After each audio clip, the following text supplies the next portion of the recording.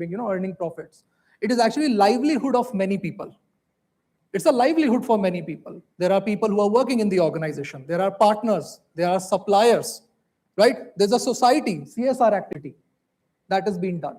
So when a company, an organization, a group of people come together to work, it's extremely important that this company, this organization should survive for as long as possible. The core business excellence work is to ensure that things are being done in a right way at the right time so that this ship can always sail to the longest direction. Okay, so how this will change? There.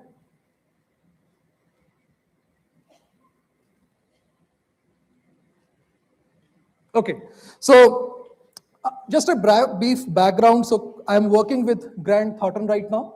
Grant Thornton is a part of Big Six as of today.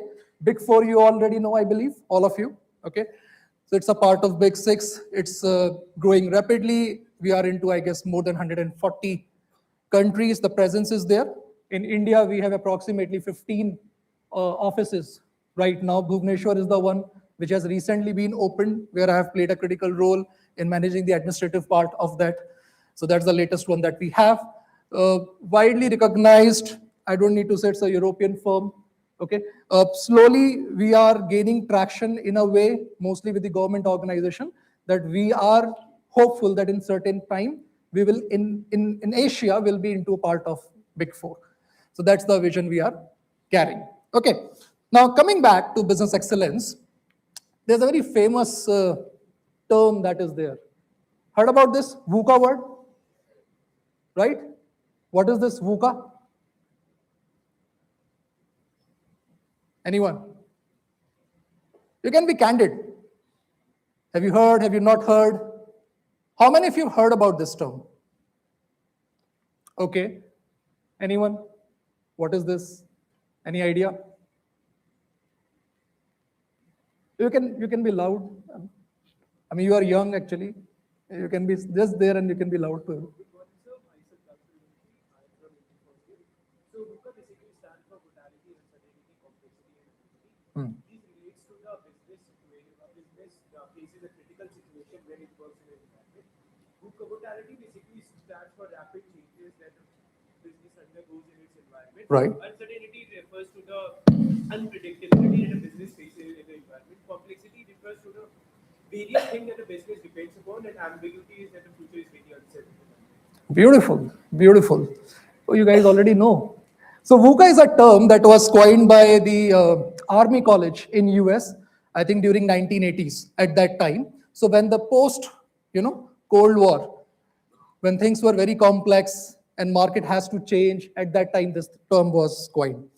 Now, this is the situation right now also, right? What is by the way, synonym of VUCA is also Donald Trump. Okay. This guy is also very, unpredictable. Okay. So things are very, very different these days. Now, what is the expectation from the young managers? And me, when I actually look to expand my team, what kind of things I want from my members, what things I look into that. So I want a support system. You have to understand that things have moved away from an expectation of a manager just to manage things. No. Today, in terms of technology, innovation, AI, many dashboards are there who are managing it very well. What we need, that human element, which can actually be a problem solver for us, who can fix problem for us, who can solve problem for us, who can make the system ready to face the problem. So in that case, it is extremely important.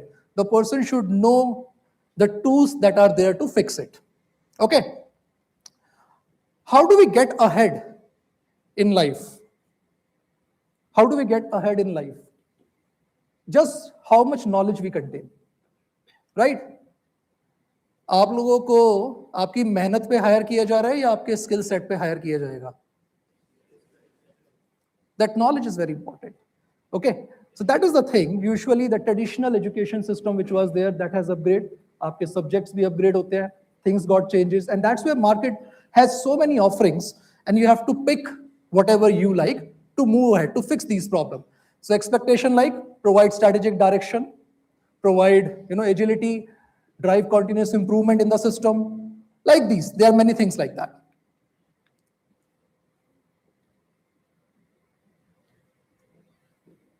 Okay, so when we talk about business excellence, there are variety of things that are there. Okay, and I'll just give you a glimpse. There are model-based transformation things that are there. There's a global benchmarking, there's operational excellence, and then there is a capability development. Now, there are many things. I'm just giving an idea. This is just for your awareness that so many things exist in this umbrella. Okay, I took almost 15 years to work on all of them. So it's not that you can be done overnight or in few things. It takes a lot of time to cover all these areas.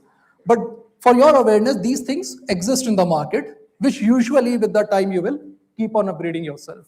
So like model-based transformation are like CMMI, Agile, maturity models, ISO, I believe all of you would have heard, right? Okay. Which year ISO was formed? Any idea? 1947. Why ISO was formed? Have anyone got any idea? I mean, just interesting fact. So when the Second World War was over, so all the Allied nations actually did a study, and what they found that approximately 1/3 of the people died in Second World War just because of bad products. So there were guns that didn't fire, there were grenades that actually got blasted way before the time, there were boats that sank. So problem was with the product quality. 1/3 people died just because of bad product. So that time they decide, we can't continue with the poor standards. Let's create some standards. So that's where when ISO was formed. Global benchmarking, EFQM, Malcolm, Deming. These are like the very high and extreme levels of business excellence frameworks, which is help organization to develop that. So just if I talk about EFQM, we are the only firm in India who are the strategic partner with EFQM, that is European Foundation for Quality Management.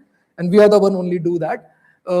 Humbly, I'm sharing that after 2020, all the engagements of EFQM that has happened in India, I have been the engagement leader for that. Currently, we are running a massive project of EFQM with Odisha Mining Corporation, which is a decision from the Chief Minister's office. So I've been leading that part. Amazing thing if you get into all this thing, Deming came from Japan, okay, Japanese ways of working. Then in operational excellence, I don't need to talk about Lean Six Sigma. It is the most popular one that came from America. Again, there's a fun story around that. You guys know that when that Hiroshima, Nagasaki happened, Japan surrendered to America. Okay, fun part. So Japan says, now we have surrendered to you, help us to build. America, what they did, they sent all their professors to Japan and to help the build economy. And Japanese professors were also there. And Japan did so well, which you all know Japan is, how well they are, that their product quality beat the products of America. So in 1980, America realized कि हमने help के चक्कर में किसी और को अपने से ज़्यादा strong बना लिया है. So we need to improvise, we need to do something. So that's where one of the minister, Malcolm, actually created that Malcolm Baldrige Award. So then he created something parallel to Deming and EFQM and all. And that time, Motorola was the company who actually developed Six Sigma in 1986, which got really popular. Okay, we'll talk about that also in bit. And then Lean came from Japan, all these things are there. Then capability development also, programs that are there. So there are many offerings that comes under business excellence, a very, very wide area. Okay, the concept of life is to improve, improve, improve. Simple, we have to improve. Why? Because the current ways of working is not going to, take us to the next level.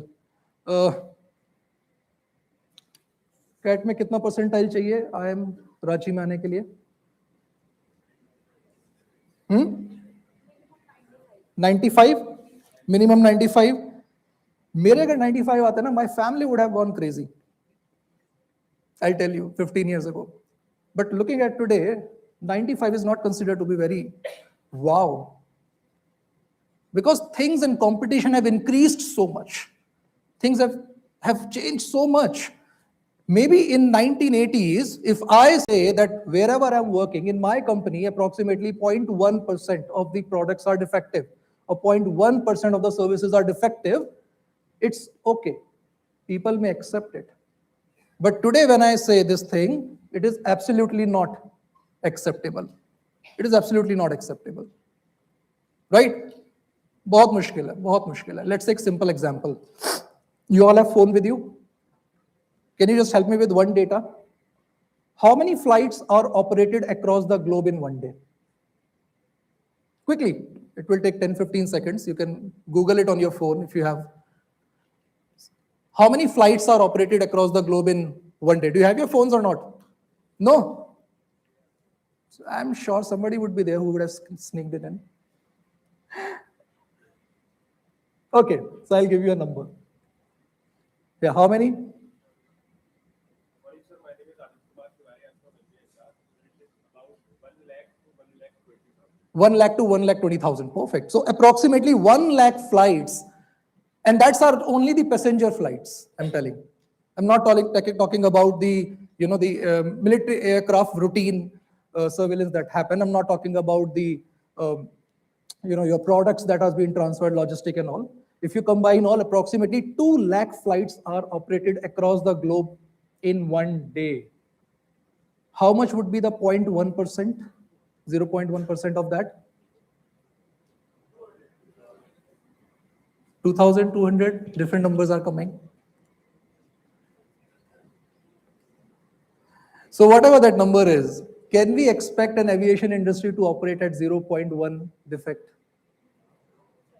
Look at the competition that has increased, the number of flights. And with the time, they are going to increase. Today, we are facing the problem of congestion. That's where the airport are expanding. So those numbers need to improve. That's where all this thing came into the picture. Maybe by the time you will come to so you will join an organization, and maybe after 5 years, when you will be in a core work of maintaining the entire projects, industry, anywhere, any kind of work, maybe at that time, things would have changed drastically also. Okay? So we have to keep on improving. What is continuous improvement? It's just a simple way that wherever we are today, with the time, we have to keep on improving. We have to keep on improving ourselves.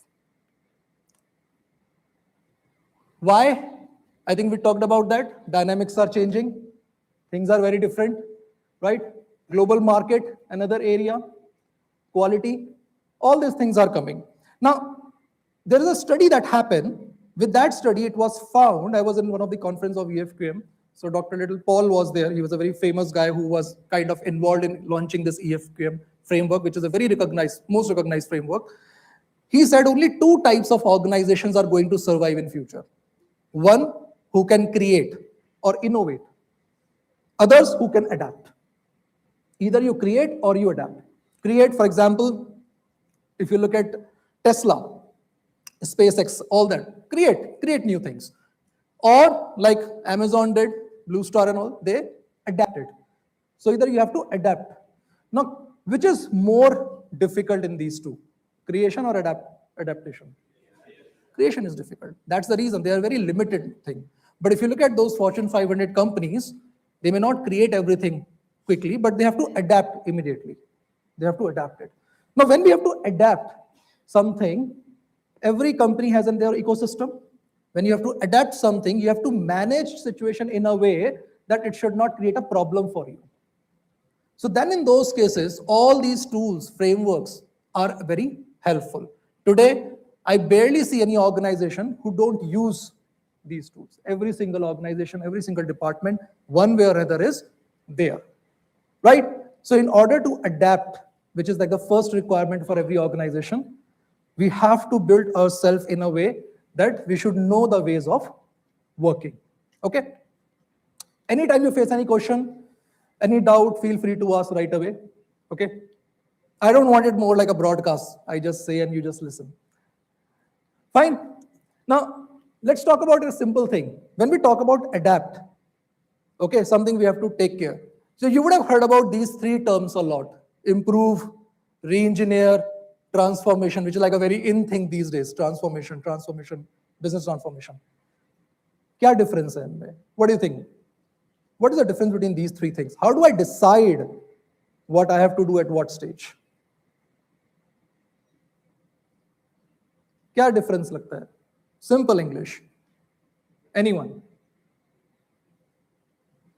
What is improve? What is re-engineering? What is transform?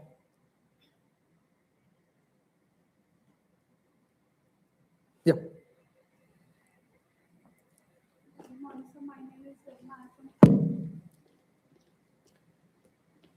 Good morning, sir. My name is Garima. I'm from MBA first year. So when we talk about improvement, it inculcates increasing the efficiency of the existing processes by the technical advancements. So it's about improving by technical advancements.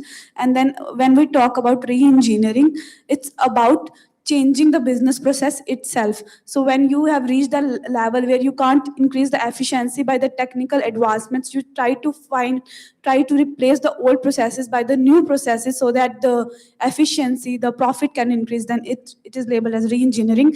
And then the re-engineering leads to the path of leads the business to the path of the transformation, where the whole business process is transformed by the new process. So Awesome. Perfect. Very good. You heard everyone? Right? Very good. A simple example. I got a car. Okay. तो अभी मैं cab से आ रहा था morning में. So I was getting a little late to the airport. So the driver was driving somewhere around like 50, 60. And it was early in the morning at 4 a.m. So I said, भैया थोड़ा तेज चला लेते हैं. मैंने कहा वो जो 200 लिखा हुआ है वो बस देखने के लिए नहीं है, शायद जाता होगा वहां तक. He was like, sir, avoid करेंगे, धीरे धीरे चलेंगे, टाइम मैंने ठीक है. So if the car is designed in a way that can go up to 200 kilometers, right? If we are driving that at 100, 120, then we are not utilizing it properly. That's a capability issue. The capacity is 200, but capability is 110, where we are. Every organization, when they have any system, there is an investment being done in terms of talent, in terms of technology, in terms of area, in terms of geography, in terms of office setup and everything. What they want is that whatever that setup has been done, that investment being done, the system should run to the full potential. So if we are not running to the full potential, it's a capability issue. That means we need improvement. That's where the improvement happen. What is re-engineering? Fast and Furious fans? Okay. तो Fast and Furious में अगर वो car आगे खींचनी होती है ना 200 से, तो what they do? नॉस लगा देते हैं, right? Carbon parts कर देते हैं छोटे से, light fiber weight, right? Better tires, aerodynamics better. So what they do with the current investment that is already being done, can we add some more investment and increase the capacity of the system? Maybe from 200 to 220. That's where re-engineering comes. Not that easy. Many factors need to be looked into, right? Third thing, transformation. For example, you have a car that can go to 200. With re-engineering, you make it to 220, 230. Can you make this car to 400? The same car, with re-engineering, maybe from 200, you can put the capacity to 220, 230, 240. But what if we need a 400? Not possible. That's where the new investment, completely revamp of the system is required. Now, when the transformation happens, it's a different thing. It's once in a time it happens. It doesn't happen every year, because there's a huge investment. So, but other two, which is there when we have to make the system to run to the maximum capacity and increase the capacity, that's where business excellence comes into the picture, where they do all that part. Okay, got the idea, everyone? So that's where we use all this Lean, Six Sigma, CMMI, all those things. Okay, benefits of continuous improvement, I don't need to take, pretty much you all know. There's an operational excellence, better quality, root cause analysis, fact-driven conclusion, increase efficiency, all these things. Many things happen. Many things happen. So how do they work? How do they work? A very simple example I'll take. You know, when I was in 4th standard, I know 4 tools: addition, subtraction, multiplication, and division. And I used to feel I know maths in and out. I know maths completely, because my teacher used to tell me that barely a day will go where you will not use these 4 tools. So today when I calculate something, my fare or time, everything, I use all 4 tools, right? However, when I came to 5th standard, I studied something called board mass. You all have also studied that? What do you look at board mass? Board mass is a tool. What is board mass? Board mass simply says that if you use those 4 tools in a certain way, in a certain sequence, in a certain sequence, you can actually fix a bigger problem. You can actually fix a bigger problem. Same was the concept of this Lean, Six Sigma, all these things. They say the tools that are there, they already exist. But as a manager, right, as somebody who is going to manage a team, lead a project, they should know that when to use what in the right way. So all these tools actually give that kind of a visibility, that how and what situation, what need to be done. Okay.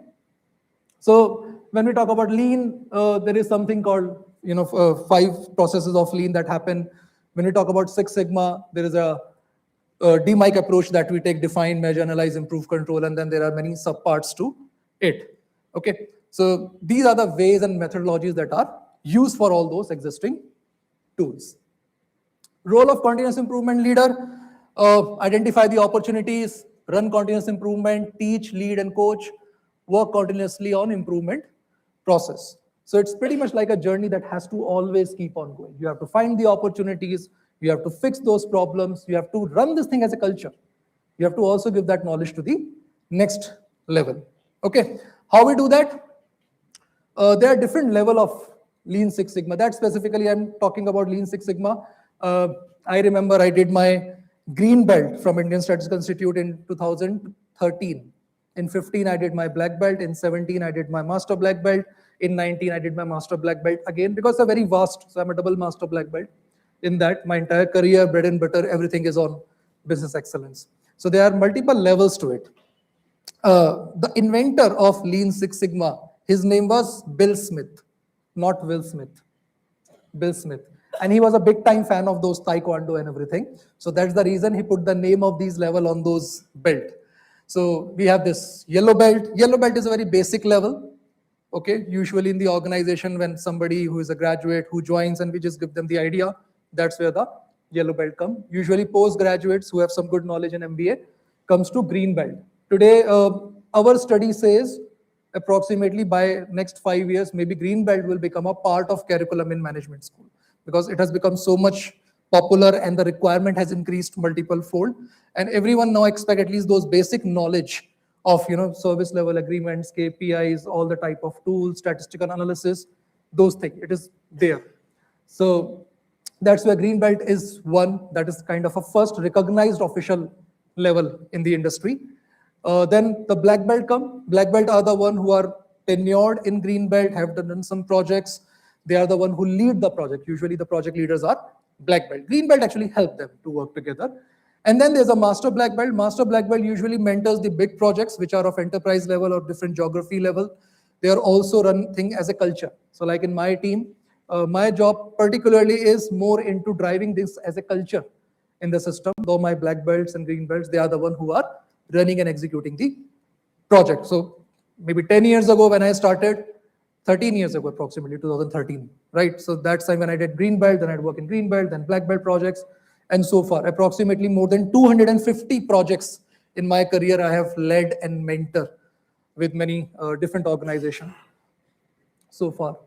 Who can adopt? Everybody. There is barely any organization, any industry, any department who is not using it. Everyone can do this thing. Everyone can fix the problem. They all have that. Simple way, if I say, like they say, pretty much everything under the blue sky. So it's a very famous quote for Lean Six Sigma, can be used anywhere. I tried in my personal life also, but failed miserably. So maybe organization and more organized system can actually use it better. Okay. What's in it for me? Why we need that? Of course, there are few things that I've talked about here. Better placement, better decision making, ability to join certified professional. But if I talk about my personal experience, I passed out my engineering in 2008, which was a recession time. Okay, and it's a personal story. I got selected with Patni Computers at that time. Patni was a very good brand at that time, and due to recession, the system got on hold, and for approximately 6 months, I had no job. So then I talked to one of my friend, and I moved to BPO in Genpact. So I started my career as a BPO and a call center agent at that time. When I get into Genpact, then I got to know there is something called Lean Six Sigma that exists, and I was pretty much good with maths. Somehow I had an inclination towards that. I love stats also. So that time when I got to know that, GE was the company who kind of run this thing as a culture, Genpact was kind of their subsidiary, or, kind of a GCC for them. So that's where I get into that field. Things I feel luckily went into the right place, right direction, and that became my bread and butter. I immediately got back to back, movements and projects different. I got variety of work to do. Frankly, what I see that this has helped me in a way to always stay ahead with my peers. So things that my team members at that time weren't aware, I actually get to know about that from these kind of certification. I'm not just saying this is just one. I'm talking about others also. When we talk about EFQM, so I'm the first commercial license trainer of that in India. I teach CEO, all CEO C-suits and everything. So Adani is one of our client. Torrent Power is where we have delivered that part. Renew Power is another area. Today I work with ministries and all the IS officers with whom we are doing all that part. A few months ago, we are also getting into an engagement with the Ministry of Oil, Iraq and Oman. So they have a vision to minimize their dependency on oil by 2040. So we are also into that. We are doing that part. So these certifications, I'm not just saying specifically one, but actually help you to always stay ahead with the other people, right? From the knowledge perspective, from connecting all these areas. How GT program is distinctive? I think one most important part is that usually all the consultants who are actually working on these projects have a very good knowledge. They are the one who actually come and talk about all this thing. So it was not any hypothetical situation. It is always the real-time situations that the problems has come and how they have fixed that problem with all these things. That is the most important thing that I see, which has been provided by the consulting firms, because we work in day out.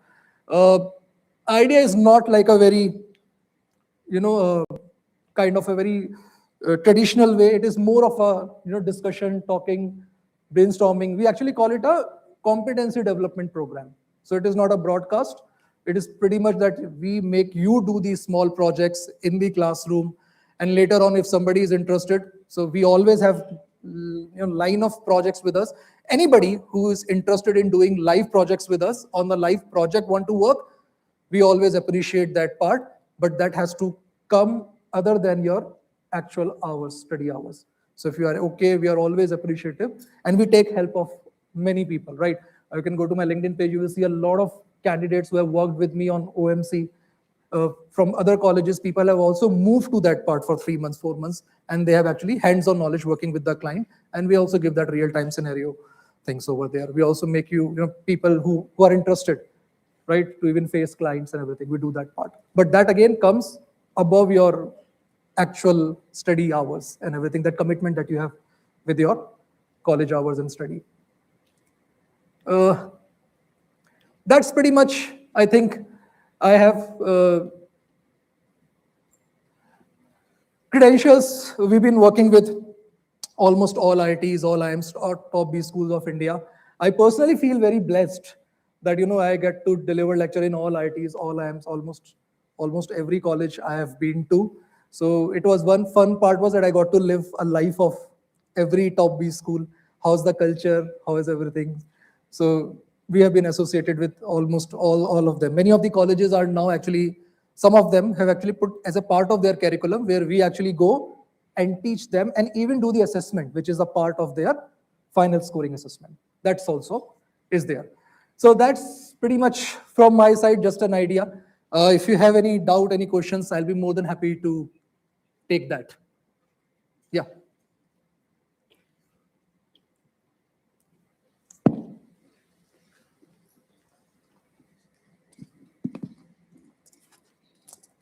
Good morning, sir. Thank you for the session. My name is Alok, MBA first year student. So, sir, when we're talking about the adaptability of a company, where we talk about improvement, re-engineering, and transformation, I think it comes with a cost. Yes. How much should a company transform, re-engineer with a certain process? And there are some products and services like soap, detergent. So, in this product or category, how we should decide or how a company approach to this adaptability? Good question. See, when we have to adapt, you can sit also if you want. So, see, when we say we have to adapt, Okay, you can adapt to any limit. There is somebody in the market who is doing maybe best of the best. It depends where you stand from that. What is adaptability? For example, I see somebody, I see like sir over here, and I see he has some certain skill. And I think if I wanted to get into that level, I have to learn that part. But when I do my analysis, I found that he has 10 skills. For me, going towards the 10 skill is not possible. Why? Maybe there is a time issue that I have already my commitments with the work, right? Maybe that kind of knowledge require a lot of study, maybe a lot of financial investment, and many factors are there. Same way, company also decide that what budget they have. Every time in every organization, usually in the month of January, there is a strategic meet happen, and then they decide that what are the strategic priorities for that company. Then they decide of those which we want to take, which comes in our budget, how much budget we can approve in that case. Now, when we talk about adaptation, there is a technical factor, there is a soft factor also, right? In that case, again, there is a further analysis happen, and then they are able to decide. I mean, it's very difficult to tell you the entire process, but it's a tedious one. There are many factors, many things. If something that need to be done related to the government and the policy, procedures, contractual obligations, all that need to be looked into. However, the company take two things very seriously. One, if something can be delayed and will not create a bad impact on the performance, then we will delay it. Else, if something that cannot be delayed, if we delay it, we will lose the business, then that becomes the priority, then they have to do it. When they talk about adaptation, if it's about the change management, where the people need to change the ways of working, then they take a different route. If it's a technical investment, then they take a different route. People aspect usually come when there's a acquire and transform, these transitions, all these happen. For example, if you remember, Nokia was taken over by Microsoft. When that happened, there was a huge cultural shift that happened because the ways of working of both the firms were very different. Then in that case, that Microsoft, when they took over that Nokia, they actually hired proper change management in the industry.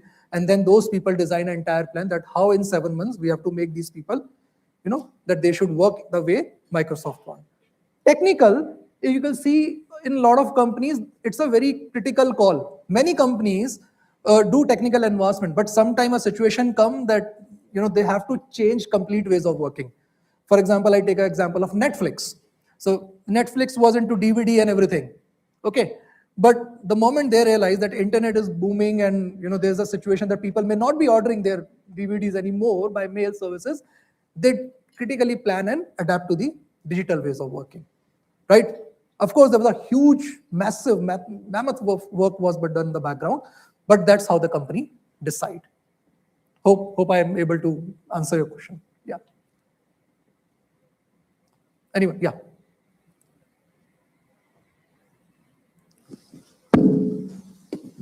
Good morning, sir. My name is Ayush Verma from MBA first year.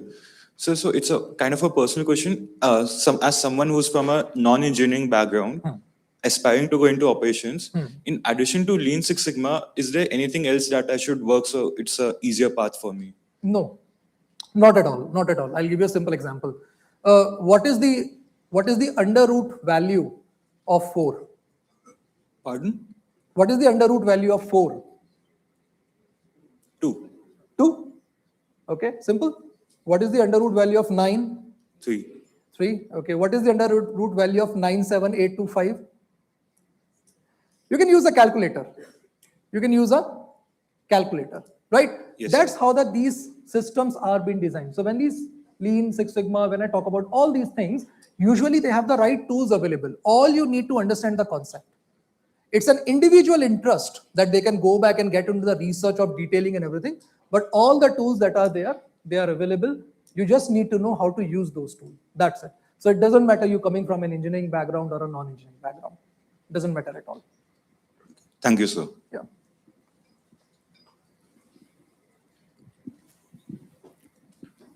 Anyone?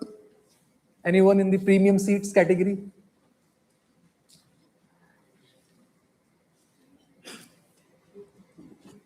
Perfect. So we good? Yeah. Sorry.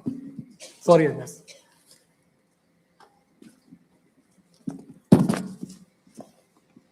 So you have worked in different capabilities. My name is Chaitanya. I'm an MBA first year student. So you have worked in different capabilities, either it's EFQM, Lean Sigma, or it's AI maturity. Do you feel AI maturity is adding a different dimension into the business excellence? Very good question. See, AI is like a genie is out of the box. Okay. So there will be people who may say many things, but it just now you have it, you have to deal with it. How I see is it is actually very helpful to speed up your process.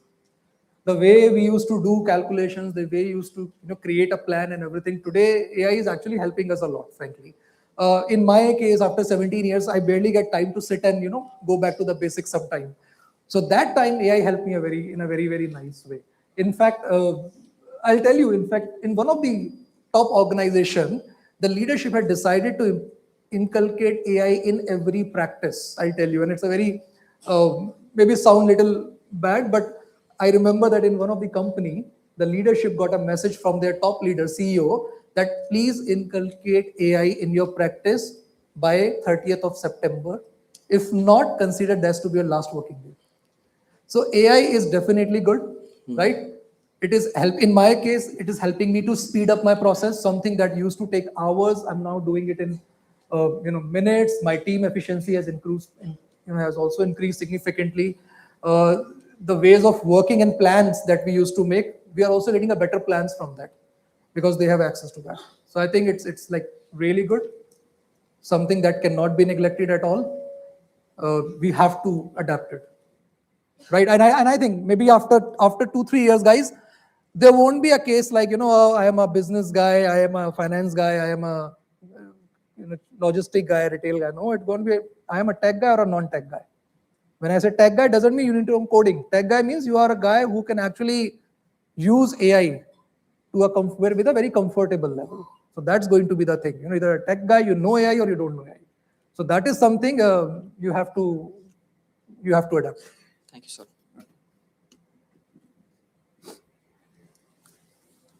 We good? Yeah.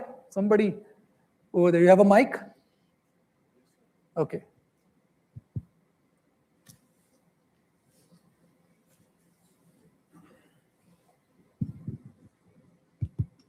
Good morning, sir. I am Sharan Kadakia from MBA first year.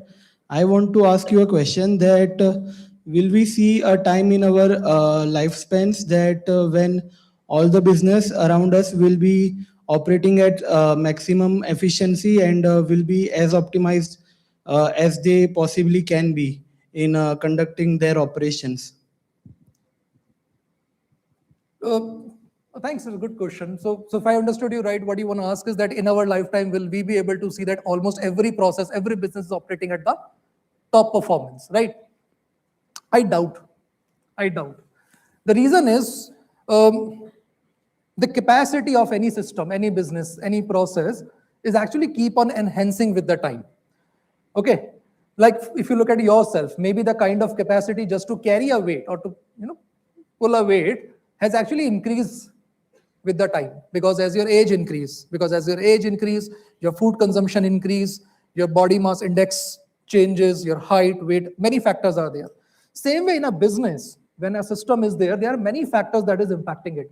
And somehow, if we see, in our body, it's pretty much like a sinusoidal. You go and then you become. But if you look at the corporate world or maybe the business, the technology, it is actually going just one side.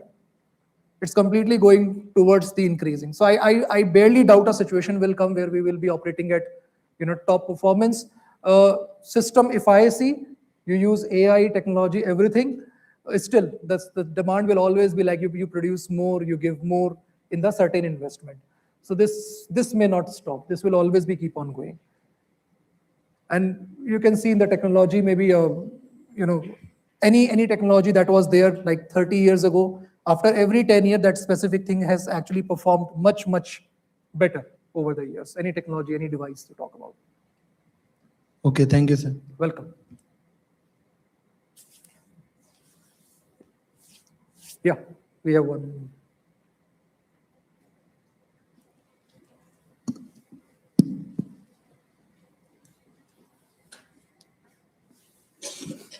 Good morning, sir. Good My morning. name is Vatsal Kas from MBA first year. So, sir, you talk about like transformation. So my question is, what is the right time for a business to transform its system? Okay. Like it came at a cost. Yes, whatever. yes. Very good question. So usually what we do, so like I mostly work into strategy. So whenever I say that something need to be transformed, so usually the uh, owner of the organization or the top stakeholder usually asks me, on what basis are you saying that, we need a transformation?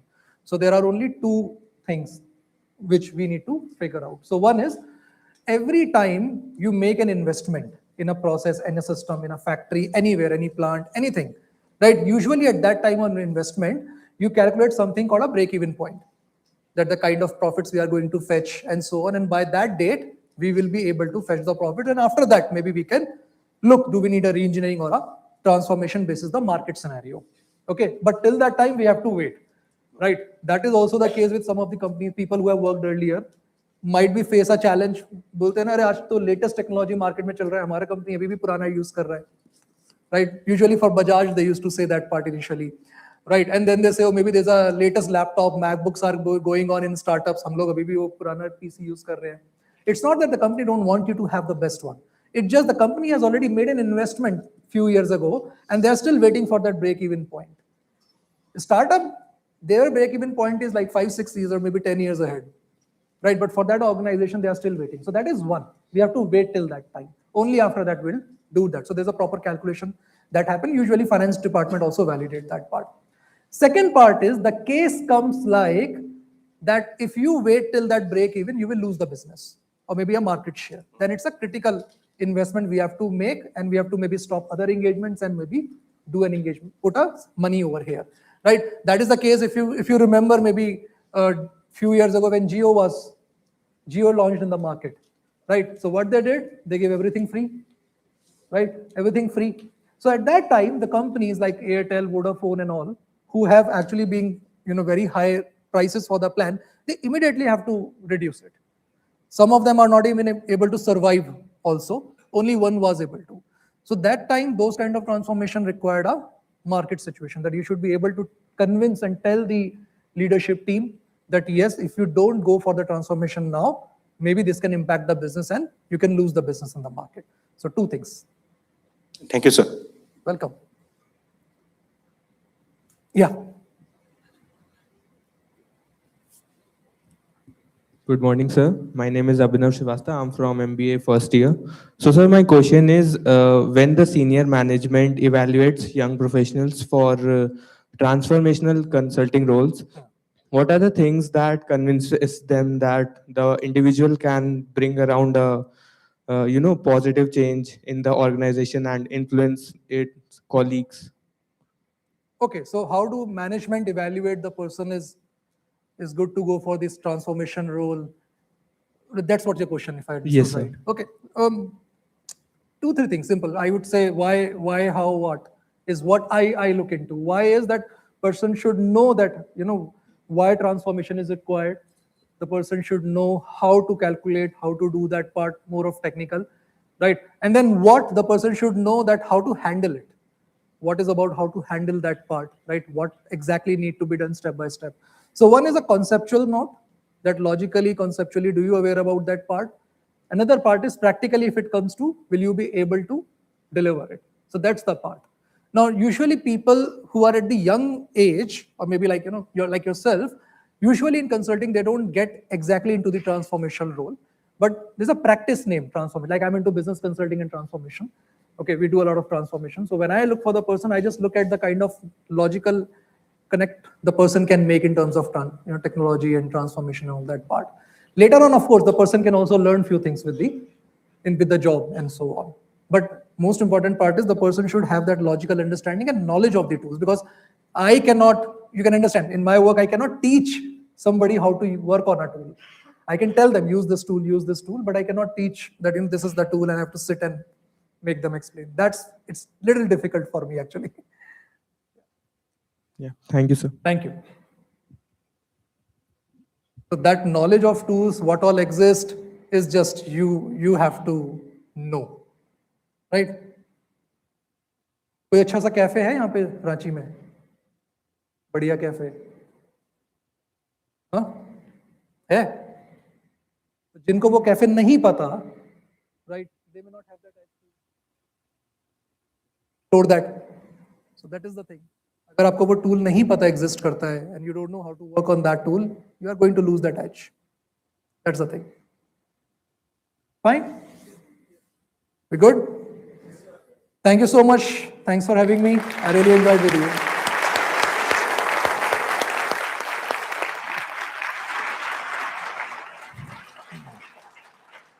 Thank you, sir, for sharing your valuable insights and perspectives with us. To express our heartfelt appreciation, may I request Senior Placement Coordinator Pritish Priyam to kindly come forward and present a memento to our esteemed speaker.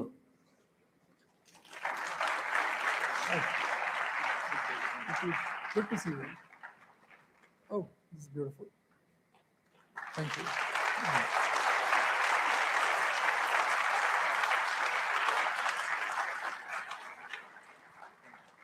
Thank you. Thank you, everyone. Ladies and gentlemen, let's once again thank Mr. Ankur Garg with a warm round of applause. Thank you, everyone. All the very best. And thank you so much for your amazing perspective. Great work.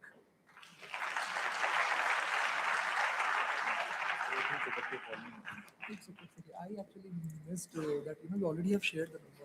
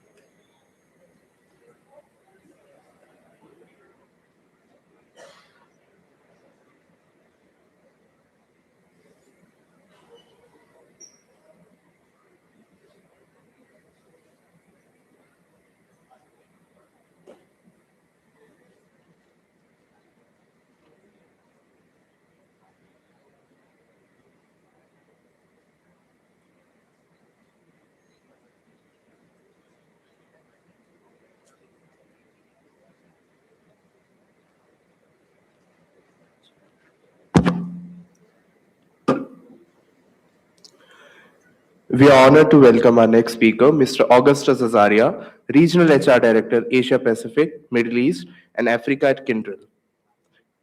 With over 3 decades of distinguished experience in human resources, Mr. Azariah has built an exceptional career in people strategy, organizational transformation, and HR leadership. At Kyndryl, he leads the human resources function across the Asia Pacific, Middle East, and Africa regions, driving workforce transformation and building inclusive, high-performing organizations. Prior to joining Kyndryl, he spent over 2 decades with IBM India, where he had led several strategic HR initiatives and played a pivotal role in developing the landmark Unified Labour Code white paper, which laid the foundation for India's new labour codes. Beyond his corporate leadership, Mr. Azariah has made significant contributions to the HR profession through leadership roles with organizations such as NASSCOM, CII, BCIC, and ISTD. He was also invited to the United Nations Conference on Human Rights in Geneva to present India's perspective on human rights and artificial intelligence. His outstanding contributions have earned him several prestigious honors, including recognition as Asia's most innovative tech HR leader by HRM Asia and the Times of India the Thought Leadership Award from the African Asian Chambers of Commerce and Industry, and an honorary doctorate in recognition of his contributions to the human resources and the future of work. We are truly honored to have Mr. Azariah with us today and eagerly look forward to learning from his rich experience and valuable insights. Sir, we are delighted to have you with us. May I now invite you to address the gathering. Ladies and gentlemen, please welcome Mr. Augustus Azariah with a warm round of applause. Sir, the stage is all yours. Sir, that's it. Yeah.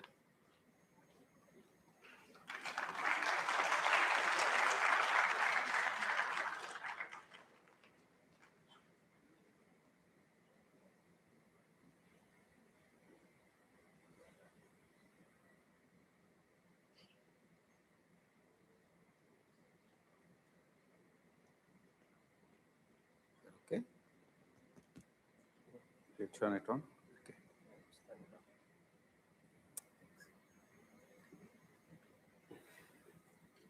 Thank you. Thank you very much. So good morning. How are we doing today? All good? Great. Okay. So I'm truly delighted to be here again at the IIM Ranchi campus. I was here addressing your seniors last year, spent quite a bit of time talking to the students as well as the faculty, and truly delighted to be back here again. And welcome to the new cohort. I think this will be batch of 28, right? Okay, good. So what I wanted to talk to you about on the topic was about AI readiness. And you probably know by now that people are my passion. So I'm going to talk about the impact that technology is having on us, and of course, what is our readiness for the future, okay? I will be failing in my duty if I didn't thank the management, faculty, and you dear students, as well as Vidunya, who has been kindly offered me to come and speak here. I know I gave her a hard time, with the dates, but I'm glad that I finally was able to make it here. AI and organization excellence is a very large topic, and I'm sure we could keep talking about it on and on. But core to it is innovation, excellence, and agility. And I want to undergird it with something called the people readiness in the AI era. Okay? So if you see what I mean by people readiness in the AI era, we're talking typically here about employability. We are talking here about entrepreneurship opportunities. We're talking here about redesigning work, okay? Then we're also looking at what is workforce elimination, all right? Or erosion, and so on and so forth. And then finally, why would we be using tokens to measure performance, all right? So I'm sure a lot of you are also using tokens, so we will talk a little bit more about that, okay? So without much ado, let me move on. Okay, so to me, AI is moving from an experimentation phase to what we call an operating phase. Now, why do I say this is because most times you will see that people say, okay, let me pilot this. Now, we have gone beyond the piloting phase, and organizations are now in an operating as well as an adoption model. The second one is, how ready are we for something like this? Is this readiness gap largely organizational? Is it sector specific? And these are the things. You know, trust is one of the things, governance, and so on and so forth. Okay, somebody please keep time. All right, thanks. And then the third one is human judgment. Human judgment continues to remain central. When I say it continues to remain central, you don't give everything to an AI system and then ask the AI system to do what it pleases. There's got to be human oversight. And then the fourth one is the pace setters. Pace setters are those early adopters and those who have looked at the opportunity. They have also looked at the challenges and they have taken a risk-based approach, but on the whole, they have been successful and they're leading the industry. So these are the four areas that we are going to be looking at, okay? So therefore, if you look at the narrative, we are going to be looking at adoption, the readiness gap, judgment, as well as trust pace setters, and then finally, what is the leadership playbook that you need to have? Now, why am I talking about this to first graders, or first year students? Is because you're not going to be waiting till you get into a job, all right? Your work starts with learning, and a lot of innovation has happened on campus. And therefore, I believe that if I am able to open your minds to some of the opportunities, you will start applying it while you are studying, all right?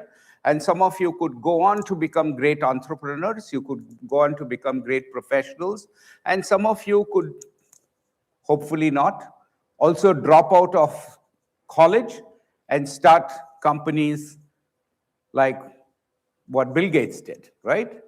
And so on and so forth, right?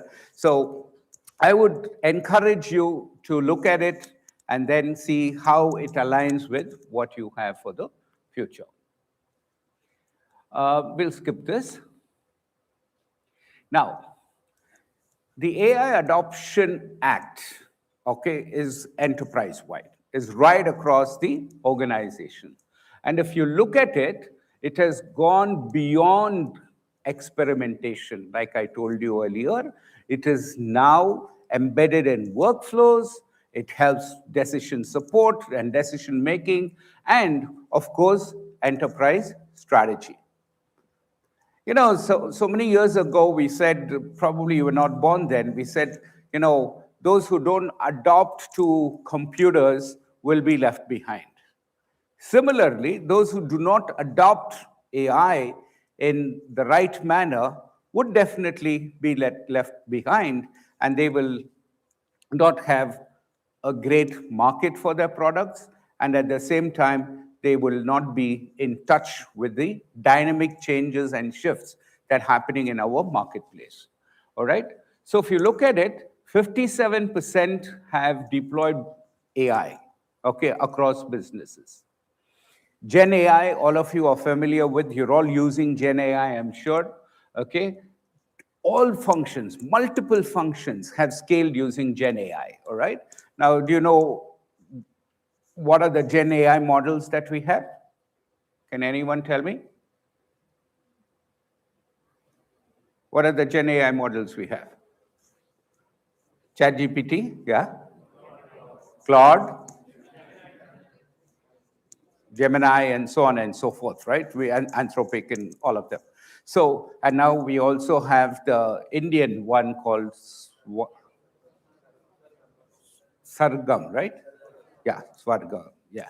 Okay, so 77% of leaders have identified and communicated to their workforce, saying that, hey, look, this is what we are going to be doing. This is where our organization is going. But I will show you what the bottom of the workforce is doing around this. So it's not whether AI can be deployed, or it's whether the organizations can adapt it fast enough. When I say organization, it's also educational institutions like yours. I read through what is called the People Readiness Report. And the People Readiness Report was a big survey, that surveyed more than 1,100 executives, senior people across the industry, across sectors, and more than 50% of them were organizations earning more than $1 billion in revenue. Okay, so these are large organizations, and if you see here, okay, technology is ahead of workforce, culture, and governance. All right, which means organizations went and invested in IT infrastructure. The executive leadership took programs, so probably some of them came here and learned. Then the business strategy is aligned to IT. Then the availability of data for decision making has been there. But if you look at the last three, organization, culture, governance, compliance, they are lagging behind. Okay, now this is what I think will hold back the growth, progression, and adoption of AI. Now you can take notes, but I will also leave my charts behind with Vidunya. You can get a copy of it, right? What I want you to do is listen and come up with questions, and I'm happy to make this a very interactive session, all right? So if you didn't get something, please stop me. I'm happy to explain, all right? So workforce readiness is the bottleneck today between AI adoption, ambition, and execution. Then, what are the barriers that an organization faces? Okay, now the barriers that an organization faces firstly is cybersecurity. Okay, and it's just not commercial organization. Cybersecurity is a devil that we're all facing today, including the government of India, including defense. Every day we are being attacked, okay, in the cyber world, whether it is defense or various other data breaches that continue to happen. So cybersecurity is a big concern. Then is the people one, right? 49% is skills gaps. All right, and then 47% is the type of data that is there, because AI goes and looks at all kinds of data, right? Structured and unstructured data. And all this data is not very validated. So therefore, you'll have to make sure that the oversight is there by humans to ensure that we have the right data, okay? So when we asked people, 94% said upskilling current employees is preferable than hiring new talent. Okay, so if you are reading a lot about AI taking away jobs, this data probably tells you that it's not AI that's taking away jobs. Okay, you're losing jobs to the progress of the industry. Okay, so AI is not taking your job, it's just that you couldn't stay up and upskilled to keep your job. All right. 52% say finding employees with the right skills is more and more difficult. And I come from a startup city, Bangalore, and every day I have investors, I have entrepreneurs who come to me and say, hey, I just don't find this kind of skilled people, all right? So there's a huge challenge here before us in terms of making sure that skilling happens, upskilling happens, and also the transition here into the next is, why is HR, labor relations, governance so central to AI success? I spoke, like I said, at a Geneva conference, and this was about human rights and AI. Now, with AI there, the borders get blurred, all right? And there is a lot of scope for abuse.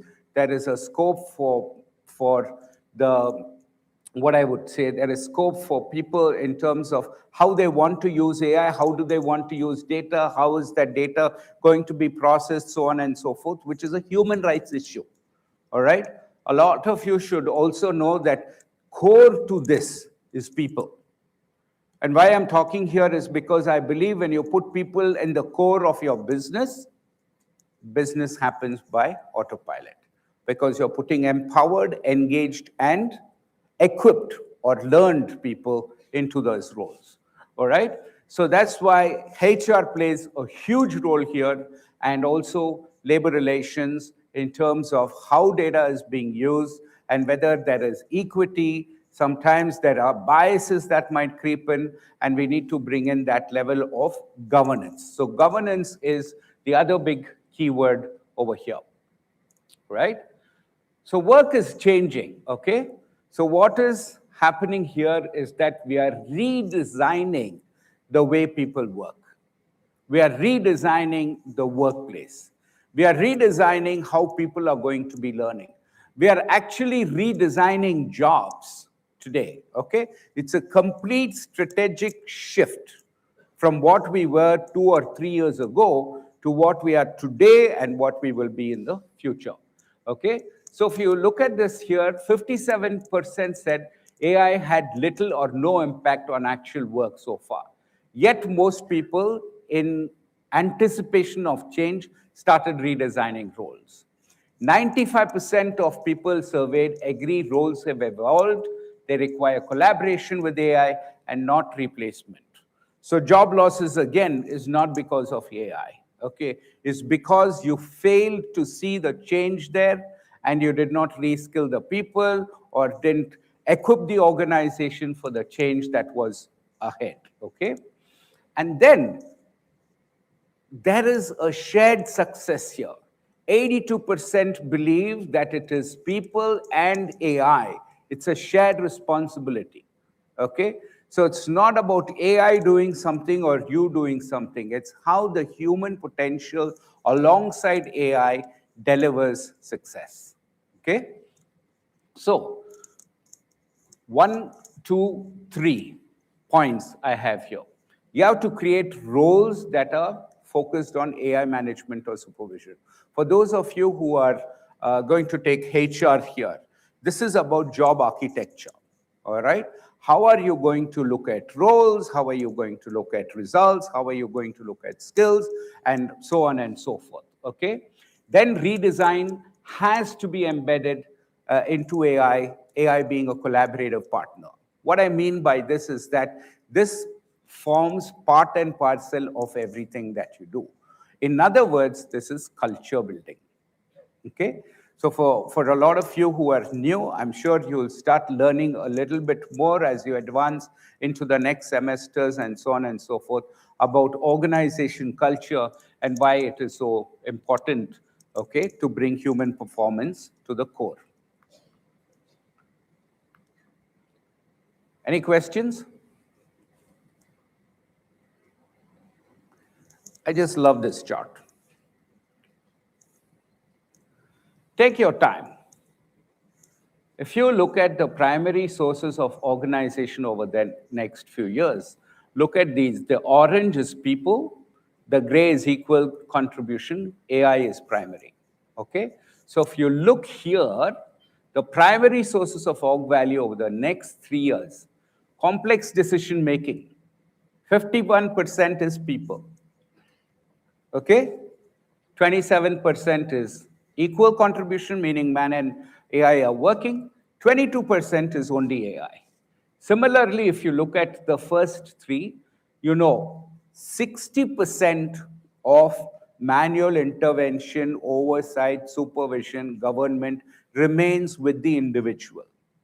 So if you thought you're going to throw something at AI and it's going to do your work, yes, some of it agentic AI is capable of doing.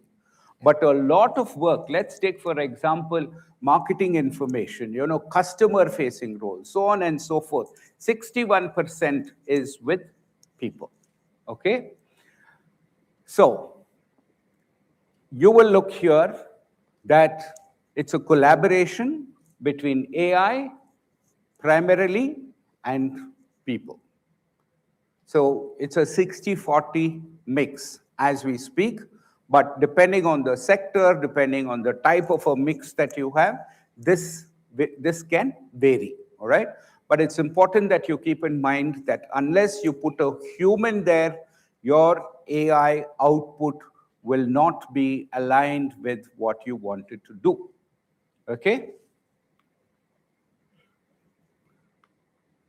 Okay, any questions? I want you to look at this here once again, the last one here.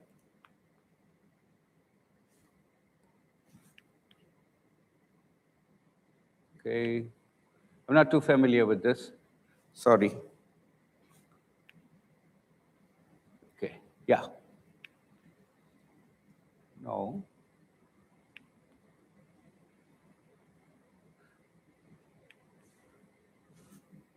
How do I go back? Let's see.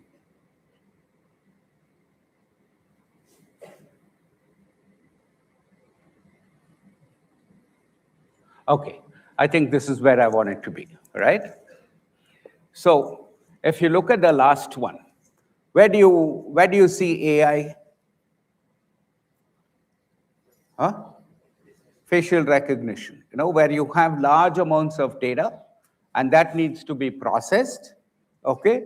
Then you could say, all right, yeah, you have a huge mob of people out there and you want to identify who this is, and every pixel out there tells you that, hey, this is a guy who has, who is someone, is a person of interest, okay?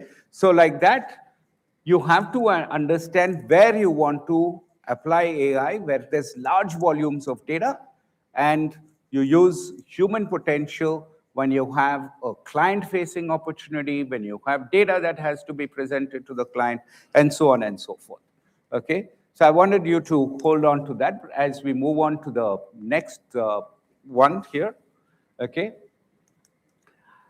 Trust. Trust is the fulcrum to how adoption is going to happen, all right? Do I trust every AI output I'm getting? Do you? No. So how do you make sure that it is generating results that are trusted? Okay? We'll go into that. So one of the trust in AI uses is the company transparency about AI use, in the sense that if I'm using AI for some HR data, I have to be transparent in terms of how I'm using your data, processing it with your permission, and it complies with certain regulatory requirements. You've heard of the DPDI Act, right? Data privacy, have you heard of it? Okay. So for example, there are regulatory parameters in terms of how you will handle privacy information. Like in India, it's DPDI. In Europe, it is GDPR. Okay. So like that, you have to make sure that trust is embedded in what you do. Okay. How does the company have the ability to succeed with AI strategy? Does this company need it? What are those systems and processes that need to be implemented for it right away? Okay. And if AI systems act without human oversight, there are 25% of it that happens, okay? Some of it probably are when you're booking a hotel ticket or you're doing a web check-in and things like that, or when you do, the Digi-Yatra, when you put your ticket in there, it reads the QR code. All that happens without human oversight, all right? Or your UPI, okay? That happens without human oversight. So there are a lot of things like that. There are about 25% of systems that act without human oversight. And then there are AI agents interacting with customers without employee oversight, okay? And this is very crucial for us because when I go and order something on Zepto, okay, the AI agent there knows what I have ordered before and is recommending what I should be doing. Now, there's no human oversight there, right? It's only learning by the last purchases, and it's taking advantage of the large LLM models or whatever it is working on, all right? So there are various e-commerce sites and things like that, that work without the human intervention, okay? But look at it, 66% have given AI permission to read, write from core systems of record fully autonomously without approval from a person, okay? Which means what? Your project papers are not going to be corrected that way, right? Your submissions. But there are various things, right? If I'm going to take a house document or revenue document and put the kata in there, it will process it without anything. So 66%. Today, if you look at various state governments, their revenue departments are using AI very effectively, because this is about churning huge amounts of data, and it's also about creating records for the last 100 years of who owned that property and so on and so forth. So all that happens without approval from a person, okay? So how do you build trust? You've got to have people who are trained, who are upskilled, and above all, who are empowered. The second one is job displacement. Whenever a company has gone and said, hey, look, we are going to adopt AI and things like that, there's some uncertainty in the workforce. So you also got to have a culture of trust, and you've got to build better engagement. And also, if there's going to be job erosions, you're going to tell the people who are going to be impacted by it what is going to happen to them, what is the career transition plan that you have further to that. Last one is involve employees in implementation. Now, this is my own story, right? Whenever as we are advancing towards the implementation of AI, it's to ensure that our workforce is totally and thoroughly involved. Everybody knows what is their role, everybody knows where we are headed, and everybody is rowing and walking or running in the same direction, okay? Only then will we have success on this whole thing, right? I'm going to look at AI changes and accountability. 47%. If you look at it, human accountability stays with people, okay? And then after this, I'm going to go into what I call pace setters, right? And human accountability increases. That means what? I am responsible for the work I do. I'm not going to say, hey, AI gave me the wrong data, and therefore this particular project report I'm giving you is wrong. But if you look at it, every one of you, even if you're going to be in consulting or sales or whatever, I'll tell you a story. EY, or one of the big fours, I think it was in Australia very recently, they submitted a proposal to the government, okay? And what happened was that it was a lot of hallucination of AI. Nobody bothered to look at it. Nobody bothered about the oversight of the data, and so on and so forth. And then they were sued for millions of dollars, okay? So be very cautious. You just don't take your sales data and throw it into an AI engine and expect miracles to happen. You've got to be the architect of it. That's why we are talking about trust. We are talking about responsibility and accountability out here, okay? So human accountability decreases as AI adoption expands. That's 13%. But look at this, 47% people say that it has to have oversight and validation, okay? Now these are going to, this data might change, as AI adoption increases, as accuracy happens more, as responsibility, trust, and governance builds in, okay? Any questions? All right. Let's look at pace setters. Pace setters, who are pace setters? Anybody wants to tell me? Pace setters are early adopters. Pace setters are people who look at the opportunity and take the risk. Pace setters are those who are implementing this. So pace setters is about 9% of people are only pace setters, okay? I mean in AI adoption. That 99% is saying that embedded AI governance within enterprise risk management. What does this mean? They make AI operational. Okay? So if you go and look at your railway reservation system or any of those things that are there, or even your UDI, Aadhaar, a lot of it is about pace setters in the government who have adopted this. Okay? So here's what they say. They're saying people-led oversight model with clear escalation thresholds has a 55% chance. What do all this data percentages? The data and the percentages very clearly tell us about implementation, about pain that people go through. Pace setters and early adopters are high-risk categories, which means that they don't always succeed. They take a risk, apply their minds, because without risk, there's no innovation. Okay?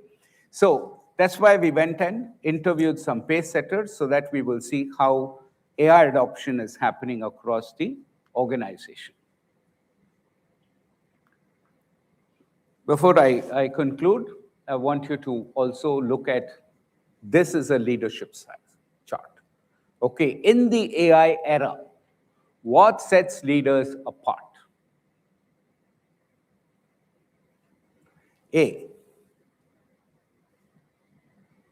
One is you're a pace setter. And look at the third square there. While 50-60% of AI and technology, companies have already invested in the framework and the models, but the workforce readiness is only 23%. This is global data. I have a strong feeling that we could be slightly higher than that 23%, because I'm seeing that our adoption of AI and skilling is so much more aggressive than the rest of the world. Okay? So let's say 30 or 40%, but still there's a huge gap. So for all of you here, if you have not got yourself into a certification program, if you have not developed an AI model, if you have not read books in terms of what it's going to do, I would encourage you to do it. I don't want you in that 23%. You should be in the 9%. That's where you will be. Because if you're going to graduate from an IIM, what do people look at? They look at leadership, okay? And leadership is about setting the pace, all right?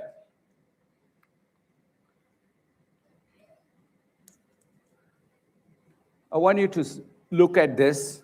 How do you compare pace setters with others, okay? Performance metrics for people in AI collaboration. Now, everybody in an organization wants to know where they are on that scale, okay? Pace setters are high up there. When it comes to formal budget, strategy, and upskilling, pace setters are up there. Do they have a very clear career trajectory, career transition, and where they want to be? Yes, pace setters are up there. Right resourcing for your organization, which means those who are coming and grabbing the best talent from here, they are pace setters, okay? So if you look at it, AI just is not about an organization. AI is about people. And I've always believed that if people are not at the core of this, then it is bound to fail. I've been part of many, many projects, okay? Many projects initially even failed, okay? But every time we came back to the drawing board, went and saw what were the failure factors, and then made the right changes before it succeeded. So all AI projects are not guaranteed to succeed, okay? But I will tell you one thing, AI gives you greater flexibility, okay? And it gives you a greater launch pad so that even if you fail fast. You fail fast and then move on to the next thing, all right? Any questions?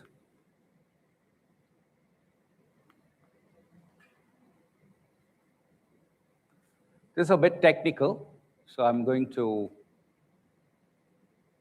quit that. I thought some faculty would be there, so I kind of threw that in. Okay, this is not moving. So let me quickly ask you a few questions, all right? How many of you are performing or using tokens? Okay, great. Do you have a track? Thank you very much, hands down. Do you have a track of whether you're using your tokens effectively, judiciously, or you just keep using them? You just keep using them. Yeah. So the future of performance is going to be about token usage. An organization has so many tokens, and it is how much you consume or how less you consume, right? And that is what? That's prompt engineering, right? So you've got to have the right prompts for you to go and get the output that you desire.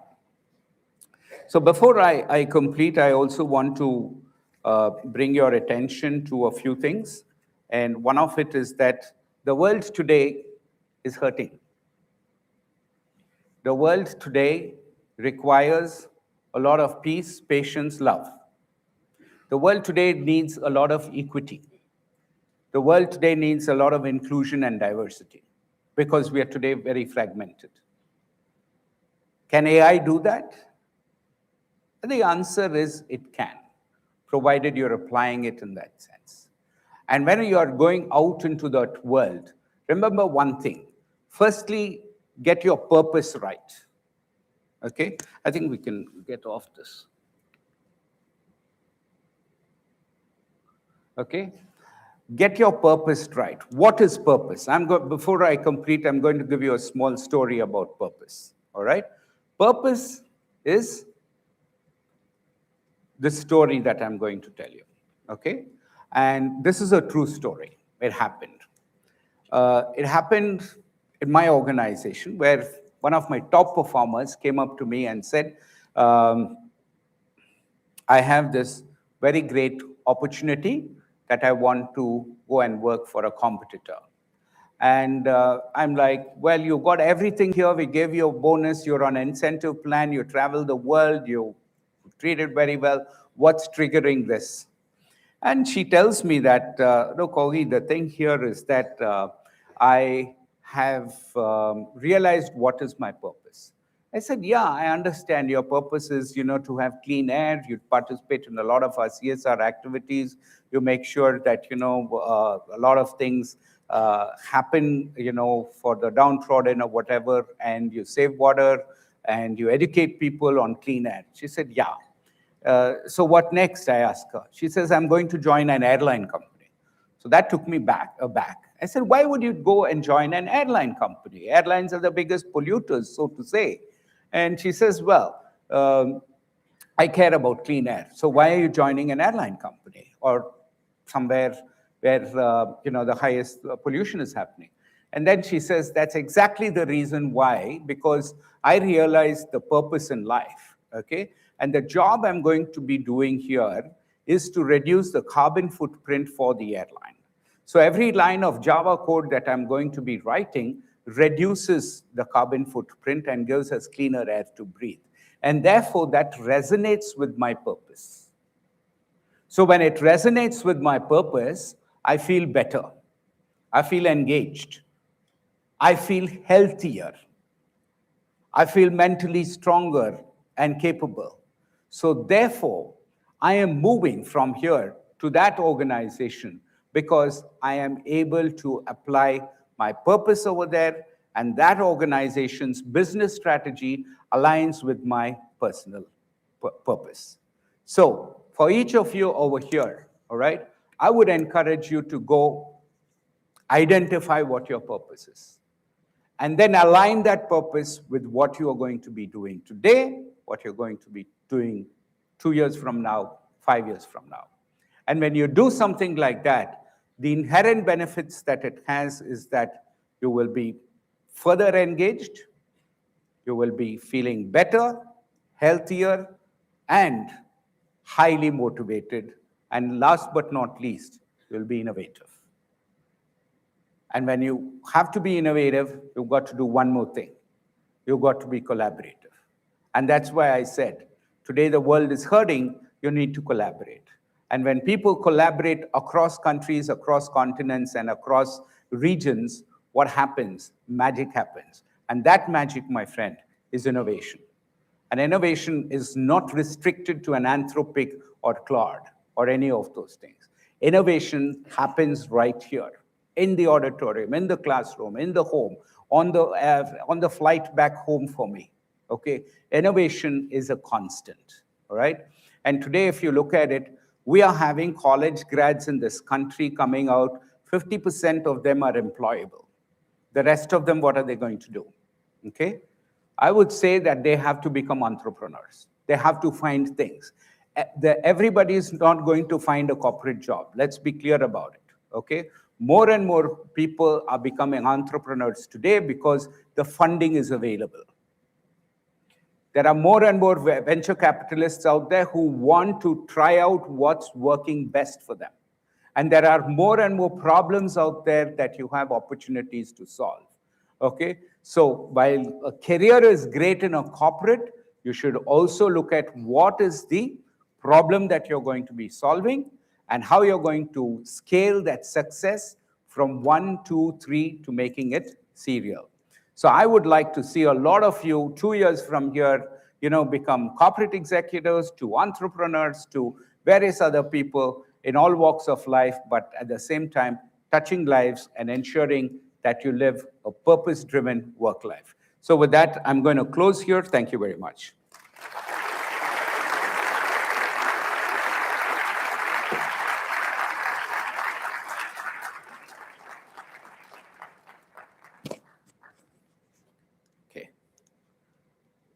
Are we good with time? We're done? Okay, thanks. Any questions? Oh, there's a question. Do we have time? Okay, we'll take that.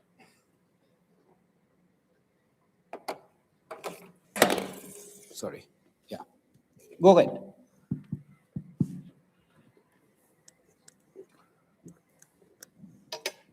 Good morning, sir. Morning. Good morning, sir. My name is Mahib Singh Aluwalia, and I am from the MBA HRM cohort. First of all, thank you so much, sir, for the insightful session. My question is, sir, based on employer branding. So basically, sir, you helped to build the employer brand in IBM, and now you have moved to a young spin-off. So, sir, my question is, which is harder, like building an employer brand from scratch or building one under a well-known parent's shadow? Thank you, Aluwalia. Great question. Please sit down. Why did I leave the comfort of an IBM to a spin-off?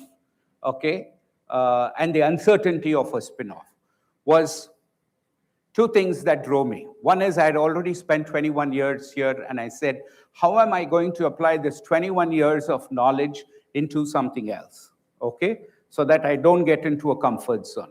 And two is to create this new organization, which is today trading at $15.1 billion and 75,000 employees globally across 63 countries, is to put in place a culture first.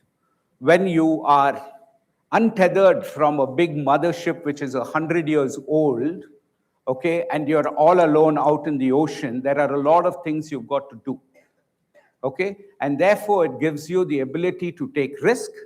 It gives you a clean canvas to go and say what kind of culture I want. It tells you that you are now going at a new market that IBM didn't go after as hard as you're going to go. And therefore, there is going to be a new set of people, a new set of skills, a new set of products. And then it's got to align to this big different strategy. And therefore, you need to have a culture. So the first thing there for me that was the draw was to build a culture. And the culture that we built was one of innovation. We just came out of the pandemic, and we asked our employees who came on board, how would they like to be addressed? How do they want the culture to happen? And then they defined it in 3 letters, okay? And those 3 letters also forms the color of the organization, okay? I don't know whether I have the card. Okay, here it goes. What color is it? Red. So one of the things, the leadership competencies around this red is an acronym for restlessness. So I will be restless to create the future. E, they said, is for empathy. We just came out of COVID after 2021, and they said this is about empathy for people. So which means that you could, one of those things is that we are a flexible organization globally. About 20 or 30% of our people would be operating from office and the rest work flexibility. So that's trust. That's empathy. Empathizing with people because they need to set their own pace, standards, and whatever other things for work. D is for devotion and dedication. Dedication to client success. Devotion to client success or innovation. So like that, they came up with a few principles, and those are today the guiding principles for us, and they are what undergirds us as an organization. Like that, it is RED, it is AAA, accountability, and a couple of other things like that. I will share it with you at a different time. If you connect with me on LinkedIn, I can send it to you, or I will have it with Dunya. Thank you, and I'm sorry if it's a long-winded answer. Okay. With that, I think we have another speaker. Do we have? There is a hand up. We have time? Oh, okay. Yeah, we have time. Good morning, sir. Myself, Akash Bhattacharjee from MBA HR first year. Sir, in one of your articles, you mentioned that technology should never make us lose the people touch. Today, with Gen AI influencing hiring, performance management, what is one specific HR decision that you believe should always remain a human judgment rather than an AI recommendation, sir? Okay. Could you just explain it more briefly to me? So my specific question is, what is one specific HR decision that you believe, sir, should remain a human judgment rather than an AI recommendation? Yeah, thank you. Good question. Please sit down. I come across this situation literally every day, okay?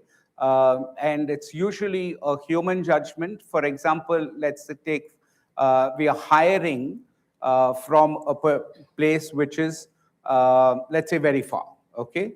And then that person cannot come to office, okay?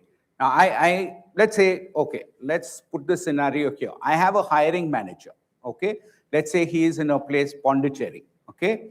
The employee he is hiring is in Ranchi, okay?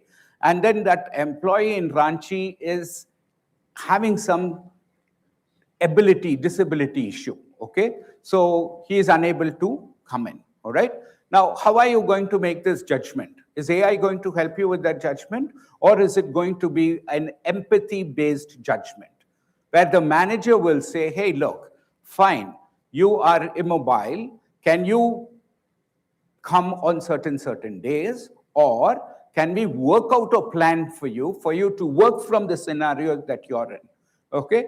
Now, what happens here? 2 things happen. One is you're empathetic to that person, and number 2 is you're unlocking talent for yourself. Okay.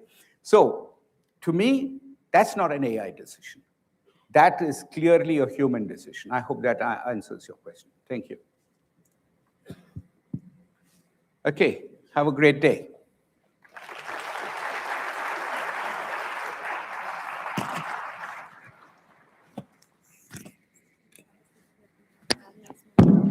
Thank you, sir, for such an engaging and enlightening session. As a gesture of our appreciation, may I now request Senior Placement Coordinator Vidyanya Anieri to kindly felicitate our esteemed speaker with a memento.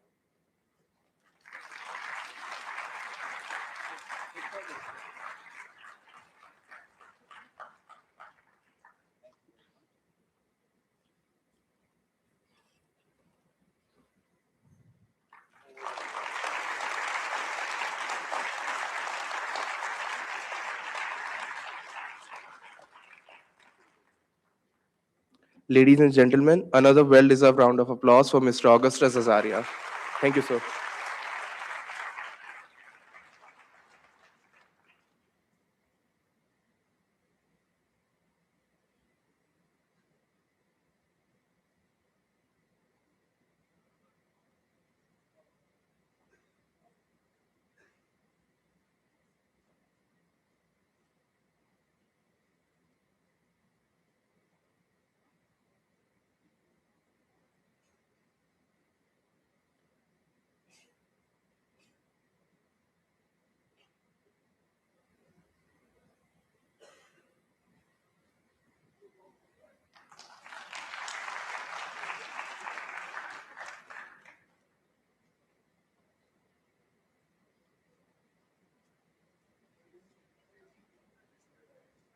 Everybody, there will be a break of 20 minutes.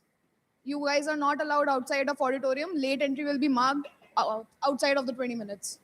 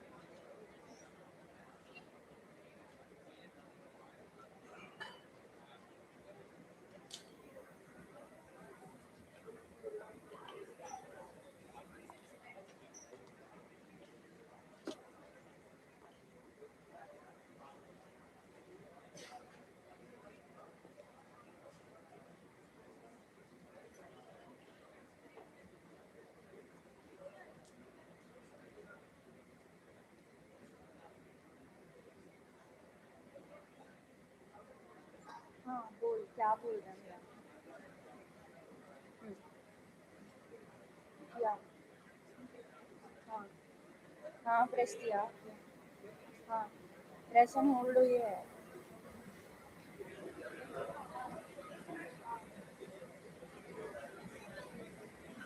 हाँ हाँ हाँ press and hold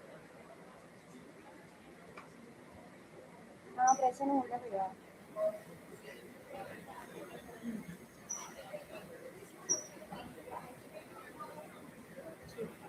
एक बार PPT लगा के देख लें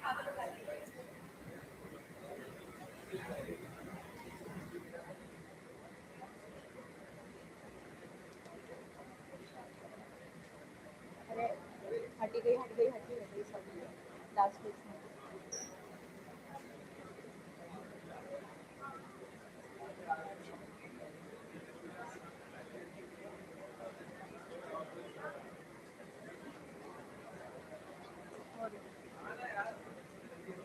में ठीक है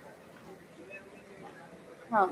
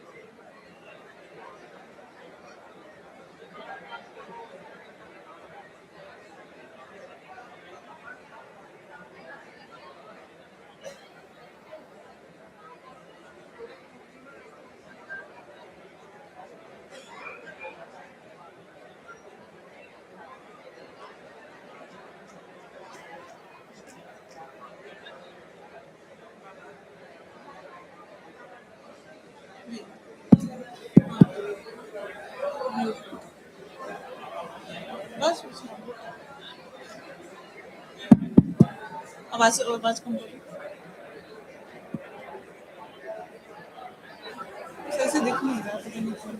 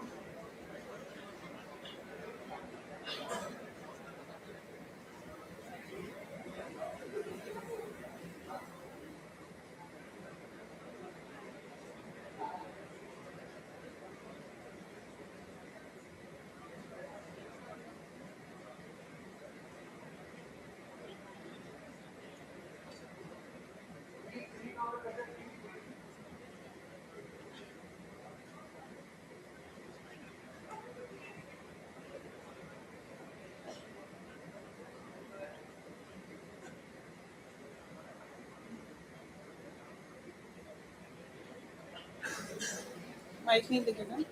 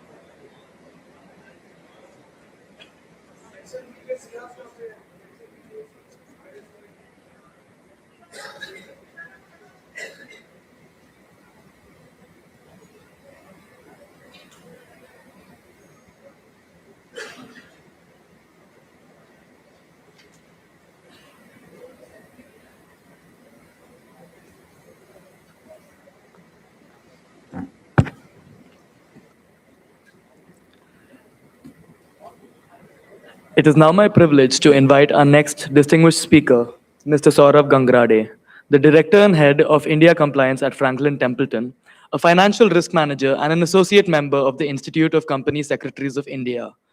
With nearly 2 decades of experience in the financial services and asset management industry, Mr. Gangrade has built an accomplished career in regulatory compliance, corporate governance, risk management, and investor protection.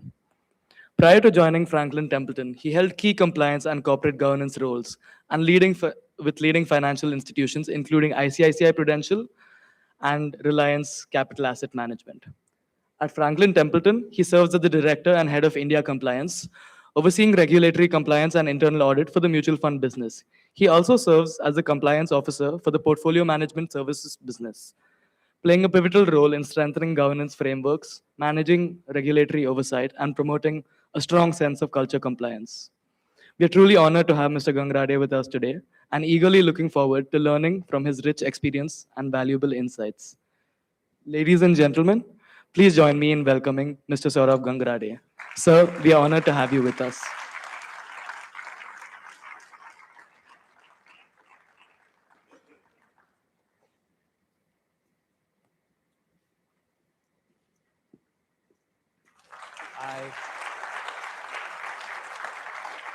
That's me. Do I get a mic clicker? Presentation clicker? Okay, hi. Good morning. We are still 5 minutes away from good afternoon. So I've been listening to the sessions earlier and I've seen the agenda of the 3-day conclave. Very interesting speakers, and people spoke a lot about AI, best practices, and so on. Probably what comes naturally to me is what I'm going to talk about. And let's quickly jump into it. Is it working? Yeah. Okay, let's start with a thought experiment. Imagine all of you are the CEOs of a leading fintech. Every other day, when you flip the newspapers, you see your name in the front page. Oh, the new Musk has. Wow, he or she can think what others could not. All beautiful things. Banks are lining up to give you funds. You've got a $500 million check from SoftBank. Go back and Google what SoftBank. And so on. The business is doing brilliant. But there are murmurs. A guy keeps coming to you and tells you, oh, boss, that VAPT, the penetration test is pending. Should we look at it? And your answer invariably is, yes, we should look at it. But let's grow first. We are growing. We are in a growth streak. The guy again comes in 2 days later. Boss, there are some KYC issues that have been identified. Should we address them? Yes, we should. We are on a growth streak. And again 2 days later, there are some customer complaints that you should look at. Yes. And you know the answer that you are going to give? We are on a growth streak. And in 3 years, let's fast forward 3 years, you go from being this to this. Wow. That's a Odyssey kind of an entry. But see, and now again, you are the darling of the newspapers.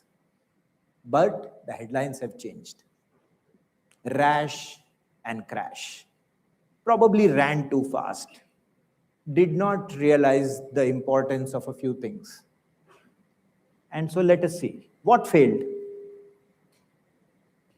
Folks, you are the CEOs. What failed? Any answers? Any thoughts? Yeah, please don't raise your hand. Just and keep sitting.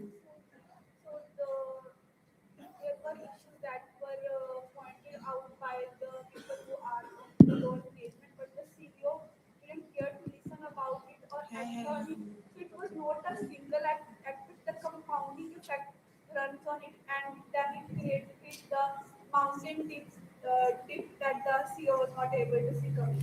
Good answer. Any other thoughts? Yeah, please. Hello, sir. This is Chirag from MBA BA. I think the CEO was a yes man, and he said yes to everything without thinking critically if it was required or not. Fair. Okay. One last answer, and then we can move to the big disclosure or the expose. Okay, maybe I will quickly. Why this iceberg? And we will keep talking about this iceberg all during this session. But yes, let's move on. Let's see what failed. It's not willing to fail. The 4 pillars that hold everything: governance, compliance, risk, internal audit, and we will talk a little more about that. But yes, those are the key 4 pillars that failed. So while you have heard my introduction, I am Saurabh, and I help organizations build strong governance framework and GRC frameworks, governance, risk, compliance frameworks, which stand the test of time. And why do we need them? Because you only see the tip of the iceberg. That's the visible system. But there is a huge invisible system, which is based on these 4 pillars. So let us try and understand. What is governance, compliance, risk? Kya time pass ho raha hai? What is this? What does this mean? How many of you play or watch cricket? Show of hands. Wow, everyone. Very good. Few of you did not raise your hand. Rest assured, in few years, it is going to be the test of citizenship if you know about cricket or no. So start learning about it. But yes, any IPL franchisees that you like? Okay. Fair enough. So I have heard nearly the name of every franchisee. Maybe I'll take the name of the franchisee where I come from. I come from Mumbai, so I'll take Mumbai Indians as the example. So consider that Mumbai Indians is a franchisee. What is governance for Mumbai Indians?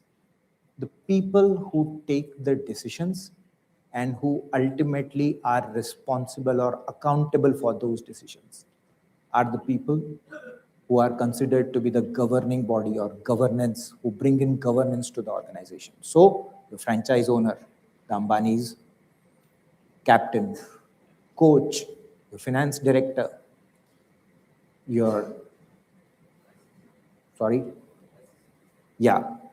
that too. So that taken together is your governance team.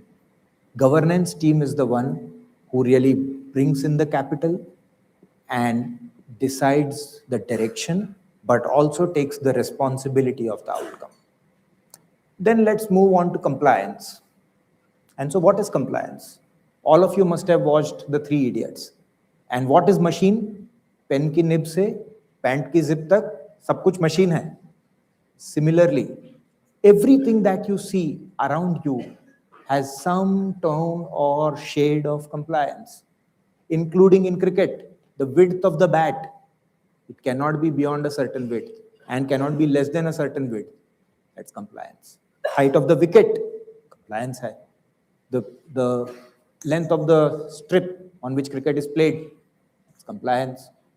Wicket keeper ka glove ka design, that's also compliance. So folks, compliance issues ne humko charo taraf se ghera hua hai.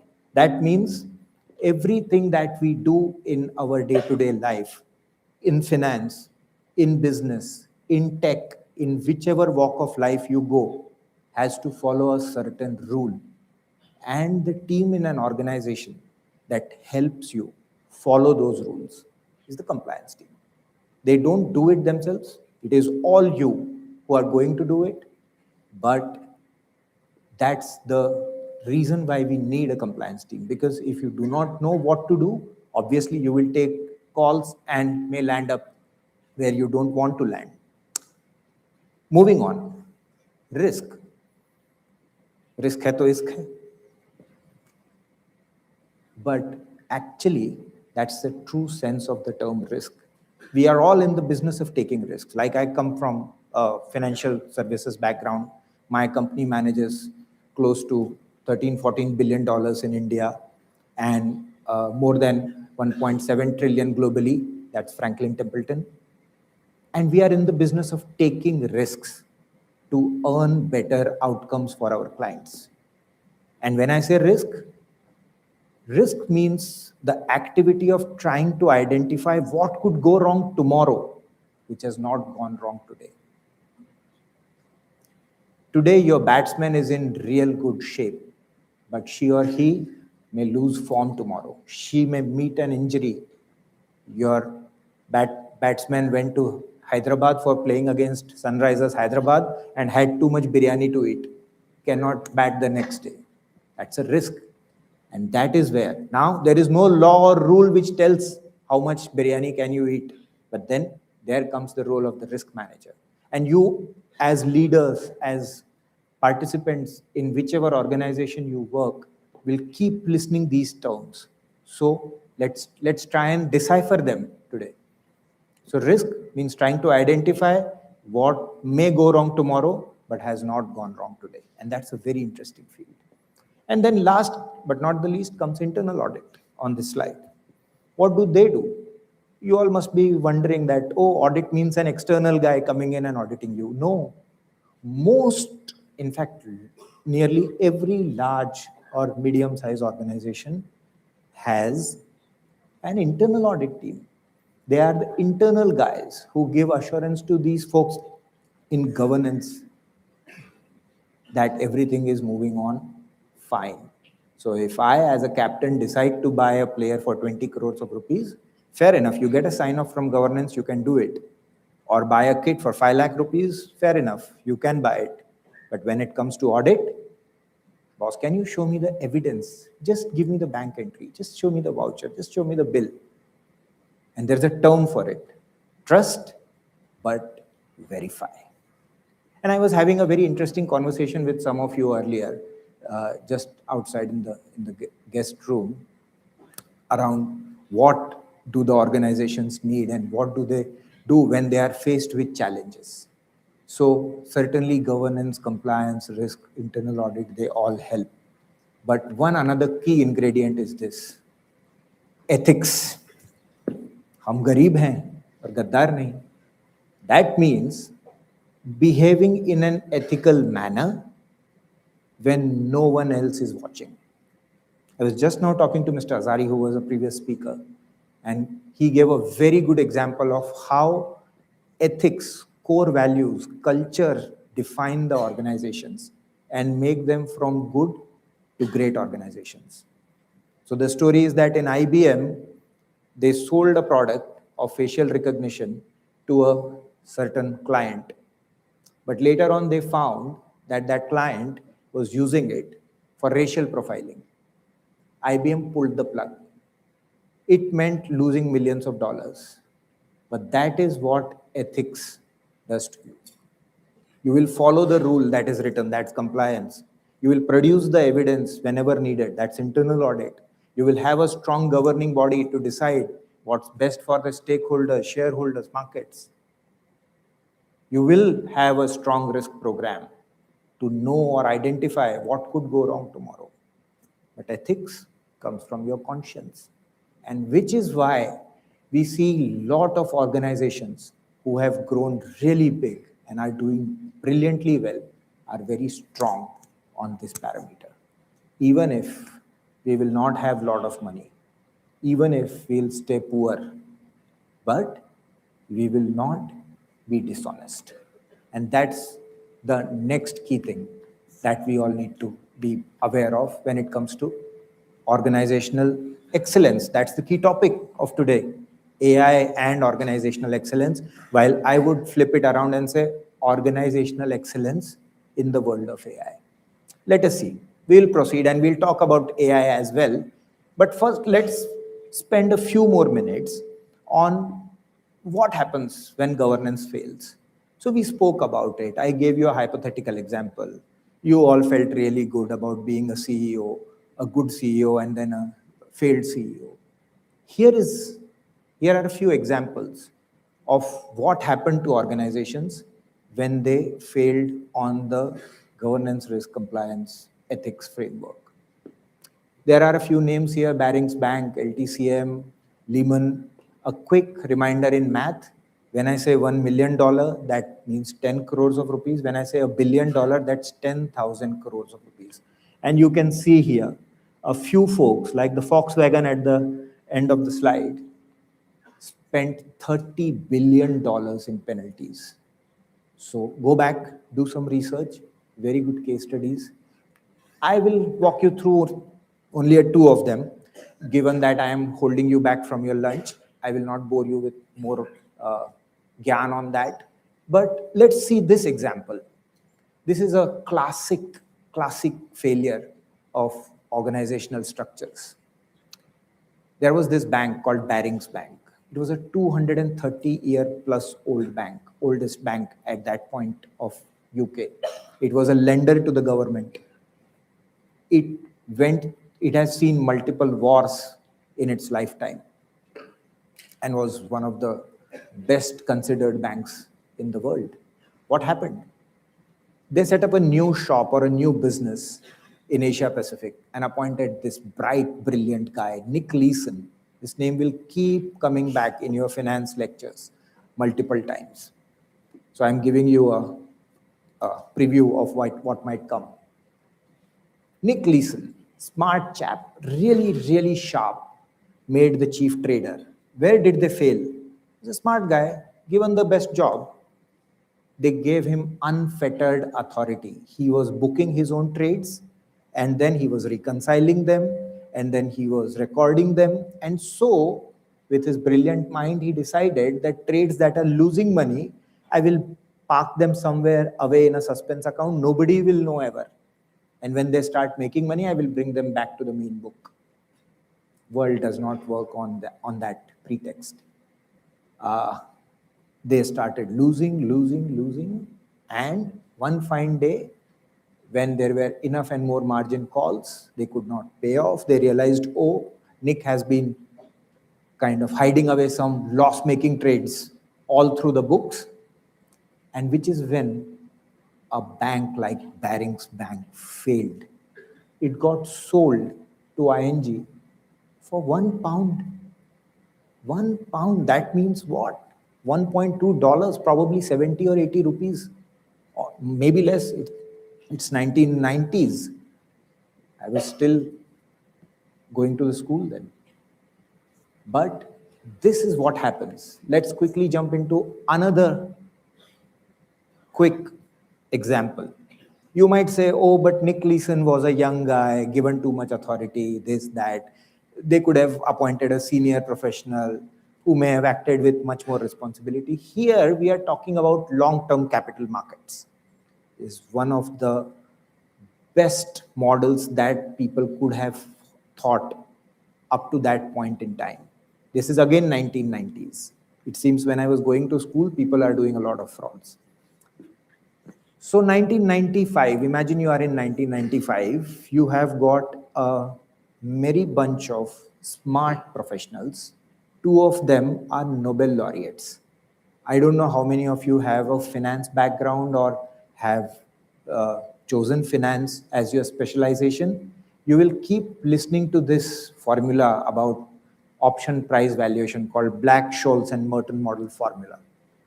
We still use it to this date. BSM is the model to value options. Mr. Scholes and Mr. Merton were a partner in this firm. What went wrong?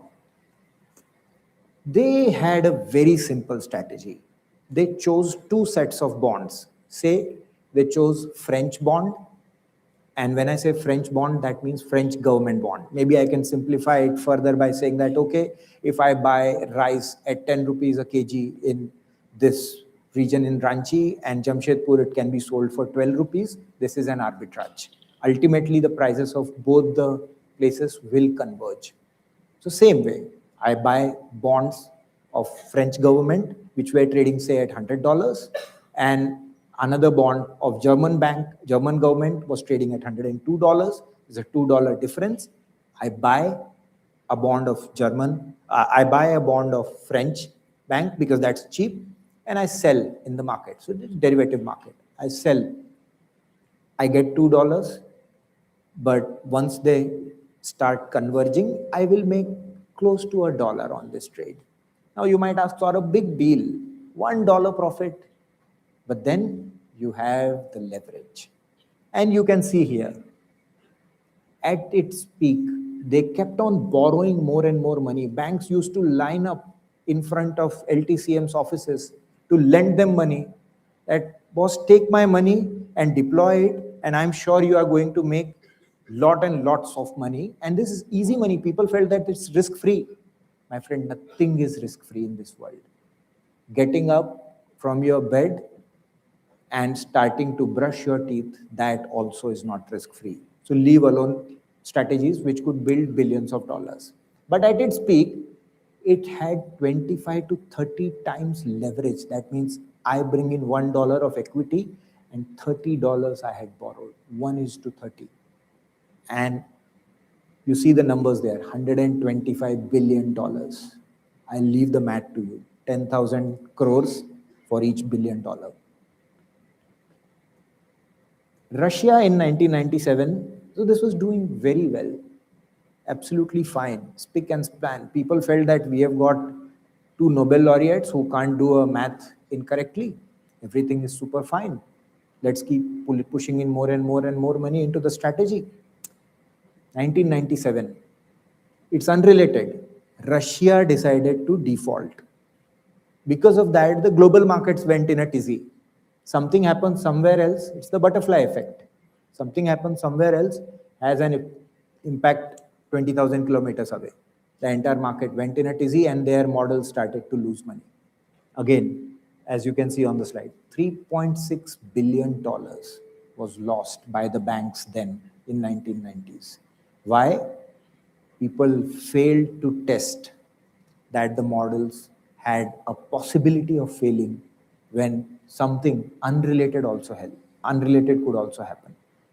And what failed? Governance for sure, but the risk management. To some extent ethics as well, because they kept in taking on more and more money when, I fail to understand how could such smart people not realize that things can go wrong any day, any point of time. So this again gives us an example of things going wrong and we not realizing it.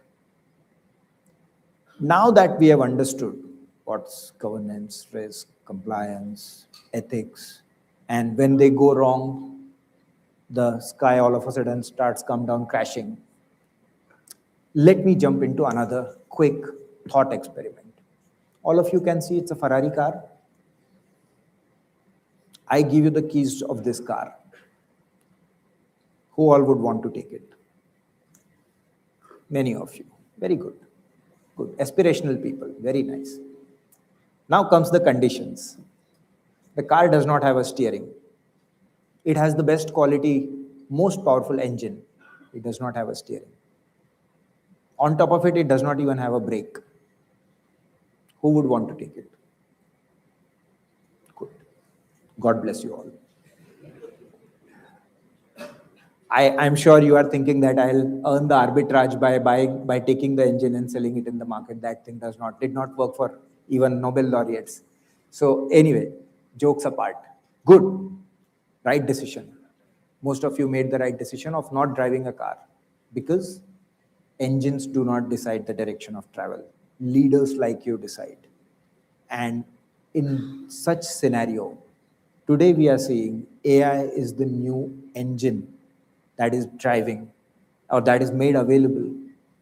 But just sit back and think, do we have enough strength of brake or steering power to avoid a sudden crash? Maybe no. And that is the big differentiator, which will really decide how AI will make or break our lives in future. Governance, risk, ethics, compliance might sound very prophetic, very bookish, but actually it decides how we live and how we grow and how organizations behave. So quickly moving on, thought exercise. I want to open a chai shop. Do I need approvals? Yes. I need many approvals. And coming from compliance team, I know there are many approvals needed even to open a chai shop. Now, you might say that, the tea vendor on the street might not need approvals. Yeah, she or he is allowed to go without approvals, but they still need approvals. But having said that, the point I'm trying to drive here, for moving my entire loan processing to AI engine, do I need an approval? I'm afraid no. It's only the internal governance that is required to control it. There is no regulatory framework. At least in many large jurisdictions, there is no regulatory framework to define what approvals you will need to use AI. So isn't it a little surreal that even for a like setting up a chai shop, I am required to get so many approvals. But for moving my entire activity to an AI, probably there is no approval needed. And which is where the role of governance becomes all the more important. So as governance leaders, people need to decide, is the AI I am going to use good enough? Is it having any biases? Is it explainable? Is it able to judge the difference between right and wrong, and so on and so forth. They are not tech questions, my friends. They are all governance questions. These are all the questions. After having sat through multiple board meetings for last 20 plus years in my life, I realized they don't ask tech questions. That's not. But as leaders, you are required to answer the questions of tech. Certainly the tech stack needs to be the strongest and best in the market. But you need to also be able to answer the question, does it have a bias? How do you deal with that if it has one? Is there a human in the loop? And so on and so forth. Is it explainable? Very key questions. I'll give you an example before we move on to the next slide. There was a recent case in the Honorable Supreme Court of India, where the Supreme Court sent back a judgment of a High Court for reconsideration. You know the reason? The judgment of the High Court was based on some case laws that were quoted by the parties, which were AI generated. Those cases never saw the light of the day. Ram Babu versus Union of India. There is Union of India, but there is no Ram Babu. And in some cases, so there were multiple cases that were quoted. There were cases that were quoted where the names of the parties were correct, but the facts were all hallucinated. And this is all happening right now as we are all trying to figure out how AI is going to change our lives. And for sure, it is going to change our lives. It has already changed quite a bit, but it's only the tip of the iceberg that we saw earlier. So we all need to be aware that the wave is coming. It is already here, but we need to have strong framework to ensure that the driver in that Ferrari is not injured even when it hits a barricade at 200 miles an hour. And that is what governance, risk, compliance, the framework, ethical framework, cultural thought of an organization helps build. It helps build the structures which will help you put in that powerful engine into the system. Otherwise, engines don't drive themselves from point A to point B. It's the leaders who do. Moving on. Now you might ask that, okay, Saurabh, we understood that there are very limited regulations. What are the regulators doing? In my language, they are called watchdogs. We have US SEC, we have RBI, we have SEBI, and they are all very evolved regulators, very strong in their own right. Yes, they are doing their job. But you also need to understand, as professionals, this is like I'm trying to give you a flavor of what's happening under the hood. How is the business functioning? How is the system working? You might end up becoming a HR leader or a sales leader or an investment manager, but you all need to know how things work behind the scenes, under the hood, how that invisible system that holds you up works. So regulators are always in a dilemma. They don't want to over-regulate, because if they over-regulate, if they say no AI usage, we will immediately go running to them saying that, no, you cannot stop AI usage. That's the best thing. So if on the other side, they say no regulations, again, there are going to be issues. So there is a life cycle of a regulation, how laws are made, how regulations are made. The life cycle is that, first of all, there is an innovation, like we have today, the AI innovation. Then it grows and grows and grows. Regulator keeps observing, putting in some guardrails, but generally letting the organizations grow. It gets implemented. It starts getting used big time. With use comes abuse. People start abusing the system. When they abuse, it lands in the wrong place. People lose money, like we saw in those examples, and many more. And when they lose money, that is when regulations are required to be made. And there are myriad number of regulations which are made after, because it's always a dilemma. Do I over-regulate or do I let the industry grow? And therefore, regulators are doing their job. And I can give you examples of how regulations were made after the fact and so on and so forth. And we can, we can talk about them, case studies till cows come back home. But that's not the point here. The point here is that for running a strong AI-driven organization, which all the organizations are going to be in lesser time than you can imagine. And you are all going to be a part of that engine that will be run with that AI. We need strong governance framework. US SEC has right now said that, see, you do whatever you have to do with your AI engines. But if anything goes wrong, I will hold you accountable. Fair deal. They will wait, let it run. We have seen Lehman happen, we have seen securitization frauds happen, and which is when we saw Dodd-Frank Act coming in. So yeah, we'll have to wait to reach there. I hope nothing of that sort happens, but if it happens, we will see regulations. RBI has come out with its own framework and advisory guidelines. They have already come out with guidelines on model risk management. Now, when I say model, that does not mean millions of money.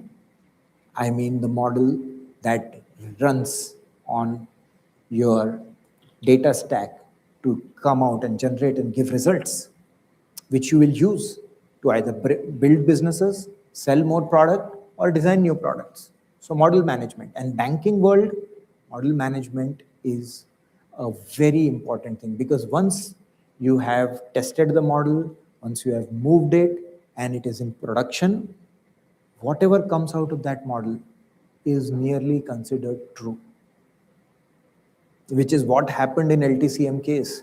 So we need to be cautious. So it needs to be regularly monitored, tested, this, that, and other. But yes, so that is there. SEBI in its own right is right now working towards a more open framework of letting the businesses do their own thing when it comes to regulatory framework. So regulators are doing their bit, and they will keep on doing that bit. The important thing for us to understand here is that let us not fall in the trap of saying that if there are no regulations, there are no responsibilities. Responsibility is always on us, which is going to bring organizational excellence. So organizational excellence is not a word for us to just, think that, oh, some people sitting in sky decide. No, all of you sitting here, me, every one of us are a part of that whole framework. Invisible framework, but that is what is keeping the iceberg afloat. But the big part of the iceberg is always invisible. So now we have got a good idea of how regulations are made, what is governance risk compliance, is it really worth, AI is going to change. For AI as well, we need a strong data stack and so on. A big question that all of you might be thinking, even I am thinking, will AI take my job? And my answer to that is no. And no means no. So I don't believe that AI is going to take any jobs. And I hope and pray and feel with a very strong certainty that it is true. And I'll tell you why. Bharat as a nation is a country wired to solve problems. We are all here because you all have in some shape or form at some level in your life solved real life problems. And that is why you got an opportunity to sit here in this auditorium. So we are all problem solvers. When Y2K came in, we solved that. We build structures. We build a big tech industry, one of the biggest in the market, tech services. Then we further transformed it. We heard about transformation earlier. We further transformed it to global capability centers. There are 1,700 plus on the last count. And there are many more which are not counted as well, which are captive in nature. So that is again a problem solving demonstration or example of Bharat as a nation.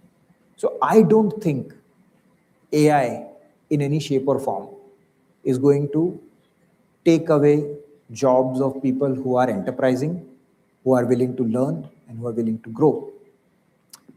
It will certainly be a disruptor. This is probably Uber 2.0. When Uber came in, all the cabbies felt, the taxi drivers felt that now Uber is here, my life is gone. Did we see markets boom or markets go down after Uber came in? The taxi market go up. So that's my strong belief. And how can we benefit from it? So let us all, when we go out of this hall, have a vision of what I am going to do as a professional and what I am going to help my organization do and my country do as a professional. And let that be our vision of the Viksit Bharat, that while we may not have built softwares, while we may not have built the tech, but are we the best users of the tech in the world? I hope you all are agree. So on that note, while we may not have built GPTs or Groks or Claudes, but let us try and build a framework which would churn out the best possible trusted AI in the world. And let that be our next Y2K moment. Let that be our next GCC moment. Let that be our next Uber moment, where leaders from this hall and many more like you go out and build systems which will generate employment and which will generate opportunities for all of us. With that, I bring it to an end. These are a few sources coming from compliance. I cannot end without disclaimers. These are my personal views, and happy to answer any questions.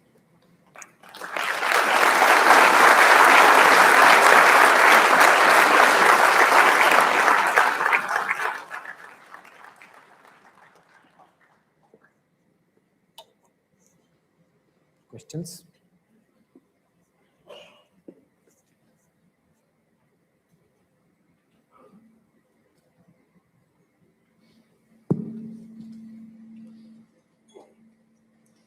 Okay, there is one there.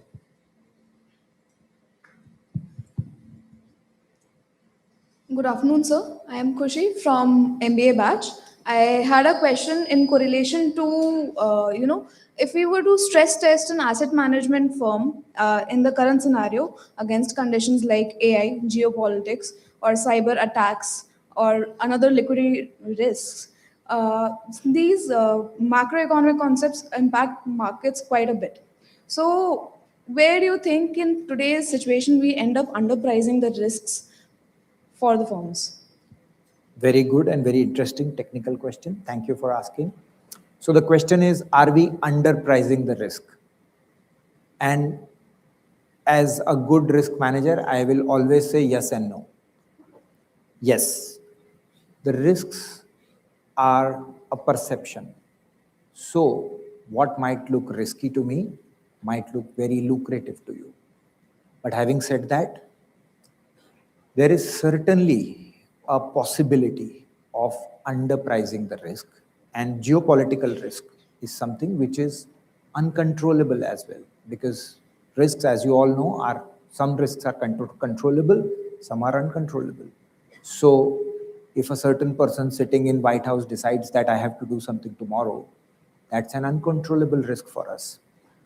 And that kind of impacts all of us, all the markets, micro as well as macro.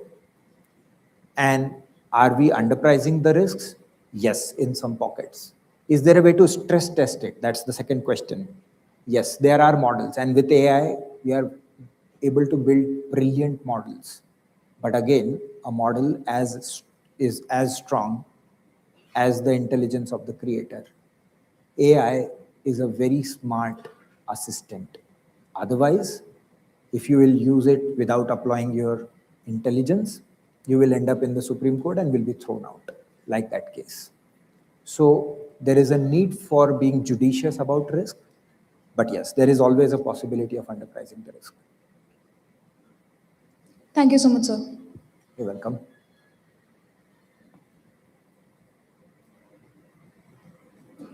Good. Oh, there is one.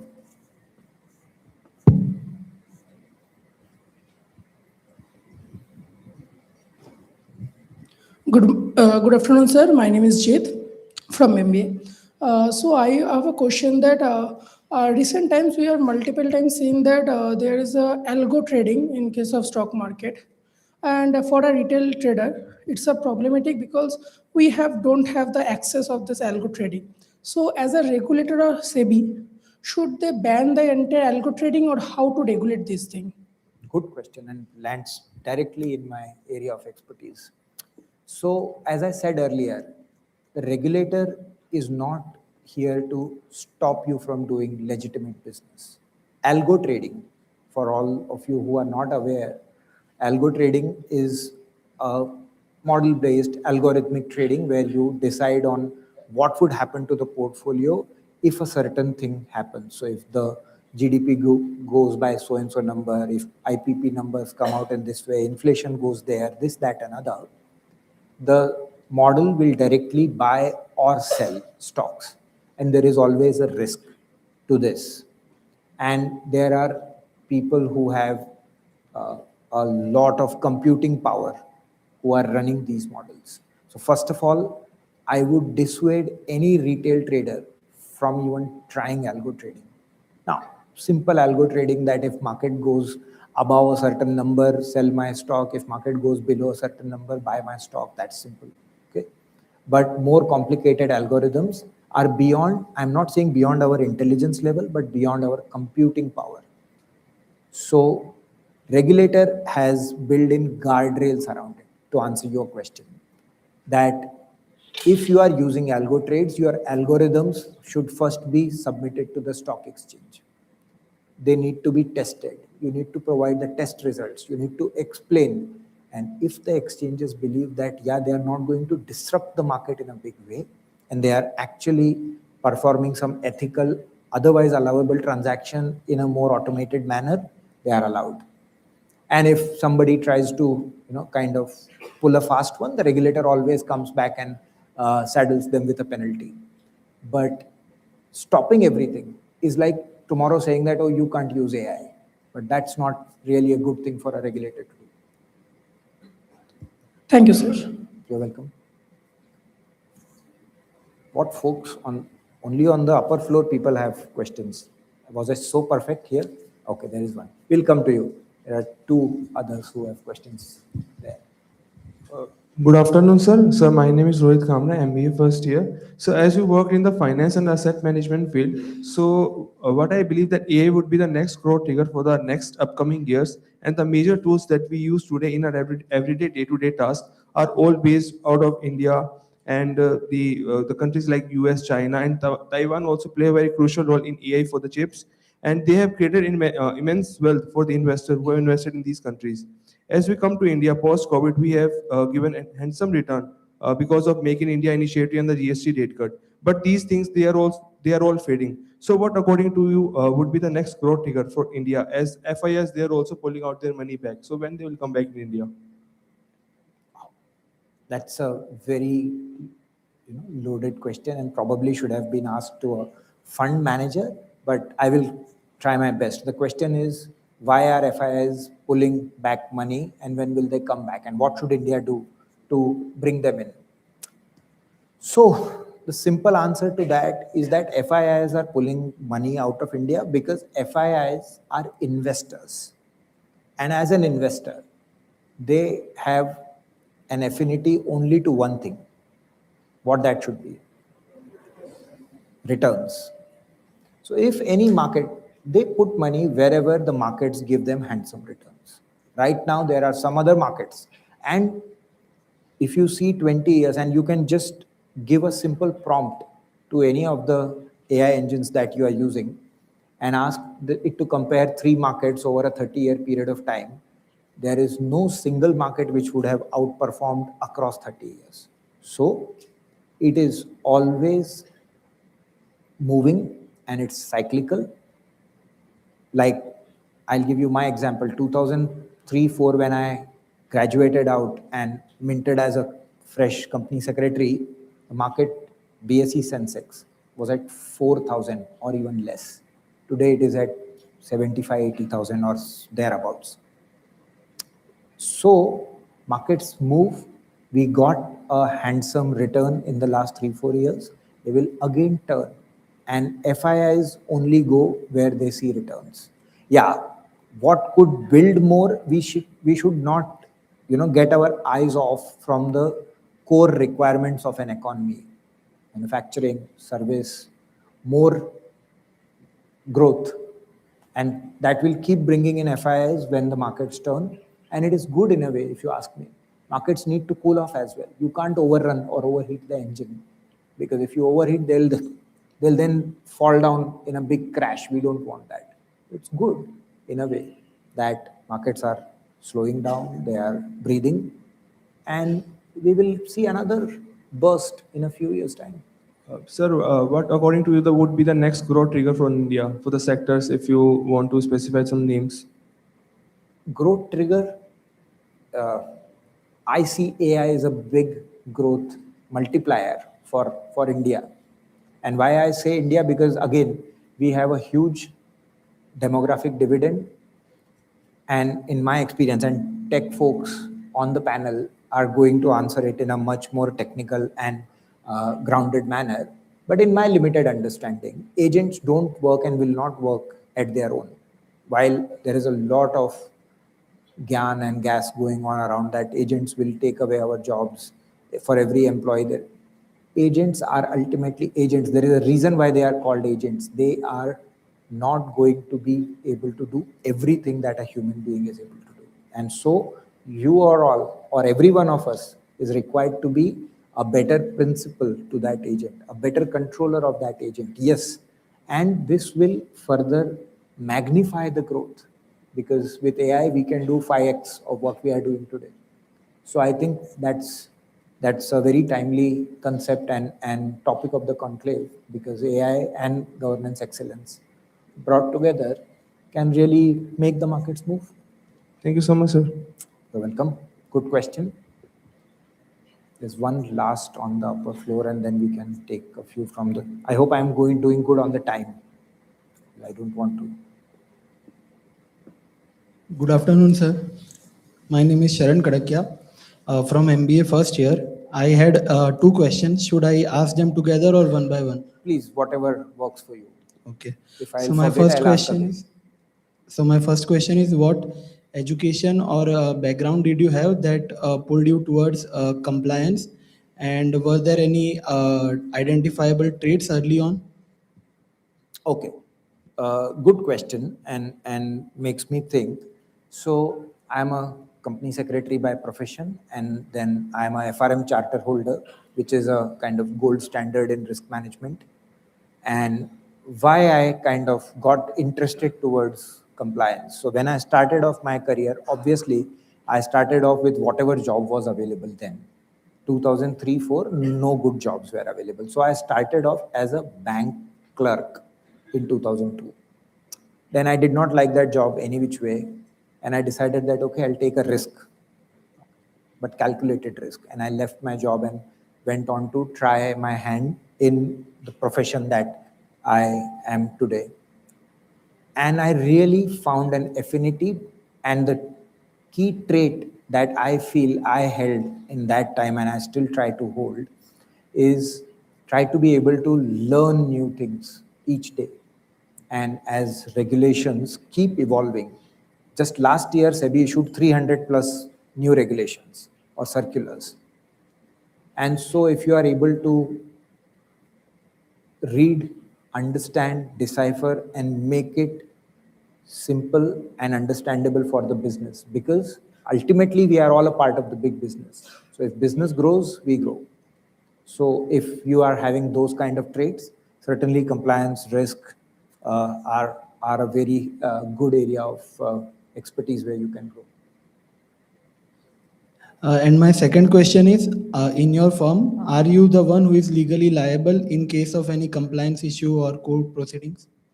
certainly all the head of the departments, and that is not only in my firm, but that is across the board. Any organization, there is a list of key personnel who are responsible, who are required to be accountable for what happens if something goes wrong. It's like the job of the coach or the manager of a football team. Football team did not play well, the first person to be sacked is the manager. Rest assured, that's the life, an unenviable life of every C-suite officer. And I'm not only talking about CEO. CEO certainly takes the biggest amount of brunt, but every official who has kind of been given a regulatory responsibility or called a key personnel is equally responsible. Okay, thank you for the answer, sir. I think we have time for one last question and then we can wrap up. Thank you folks for being so interactive. I thought you are all going to get bored, but yeah, happy to be proven wrong. Hello, sir. Good afternoon. Good afternoon. This is Shwetank from MBA first year. My question is that you started the presentation with a question, where a case basically where you demonstrated that a particular company for their growth forgoes necessary compliance and governance checks, right? So I have a bit of a personal question. Before coming to IIM Ranchi, I was working at a company where I saw the company do its IPO, got publicly listed.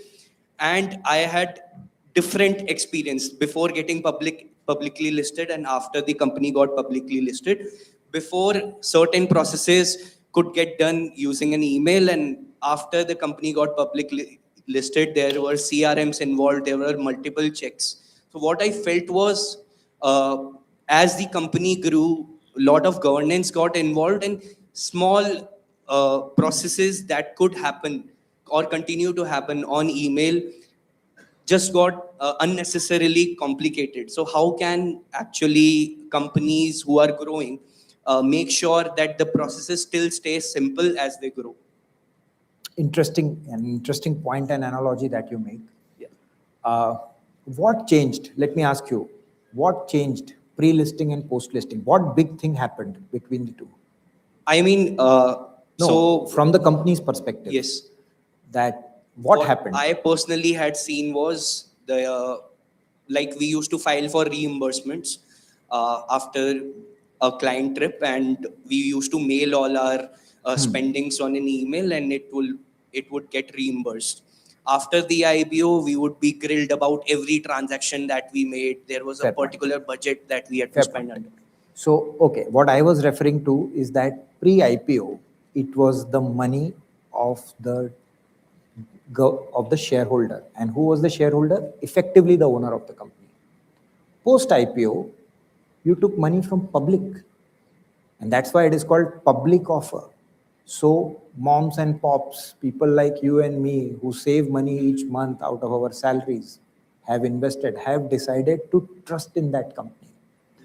And with trust comes the big question that are you trustworthy? And to demonstrate to the world at large. I mean, I'm not getting into the technicals. Once you get listed, 1,000 at least new regulations start applying to you. A very different set of audit practices start applying to you. A very different set of statutory requirements kick in. So I will not get into those micro details, but at a high level, when you get listed, when you start taking money from public at large, your responsibility goes up. And when your responsibility goes up, your requirements to demonstrate that I have done everything correct also goes up. So you would have seen companies being sued in the US very recently. I read it in a newspaper 3 days back. There are 2 law firms who are trying to sue HDFC because they are also listed in the US. Their ADRs are listed. And they are saying that, oh, but you are taking money from the US investors through these ADRs, and therefore you are equally responsible for whatever happens to you back home in India. So you can imagine. So the level of governance, the level of supervision goes up significantly. Now to answer your question, Yes, that is where AI will come into play. Business excellence is the answer to that. You can simplify the process. Now, my company has like 75 years plus of history and presence in 35 plus countries. We can't really be mailing invoices. So we have a CRM system. We have a system where I'm just required to upload the vouchers and they get cleared in no time. And there is a threshold up to $10, $100, $50, it will get approved immediately. If it is more than that, it will go to my approver. But so on and so forth. So there are ways and means of simplifying the process, which is why people like me have jobs. No? Thank you, sir. Okay, folks, I think I have already eaten up into the time of my next speaker. So we can, I'm around in the campus for some more time. And so I'll be happy to answer any more questions. And it was great engaging with you. And thank you all for being so receptive.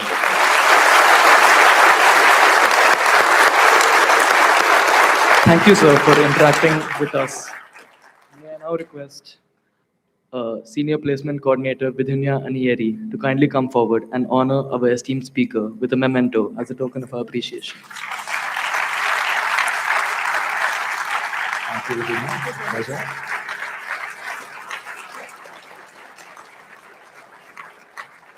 Thank you. Yeah, sure.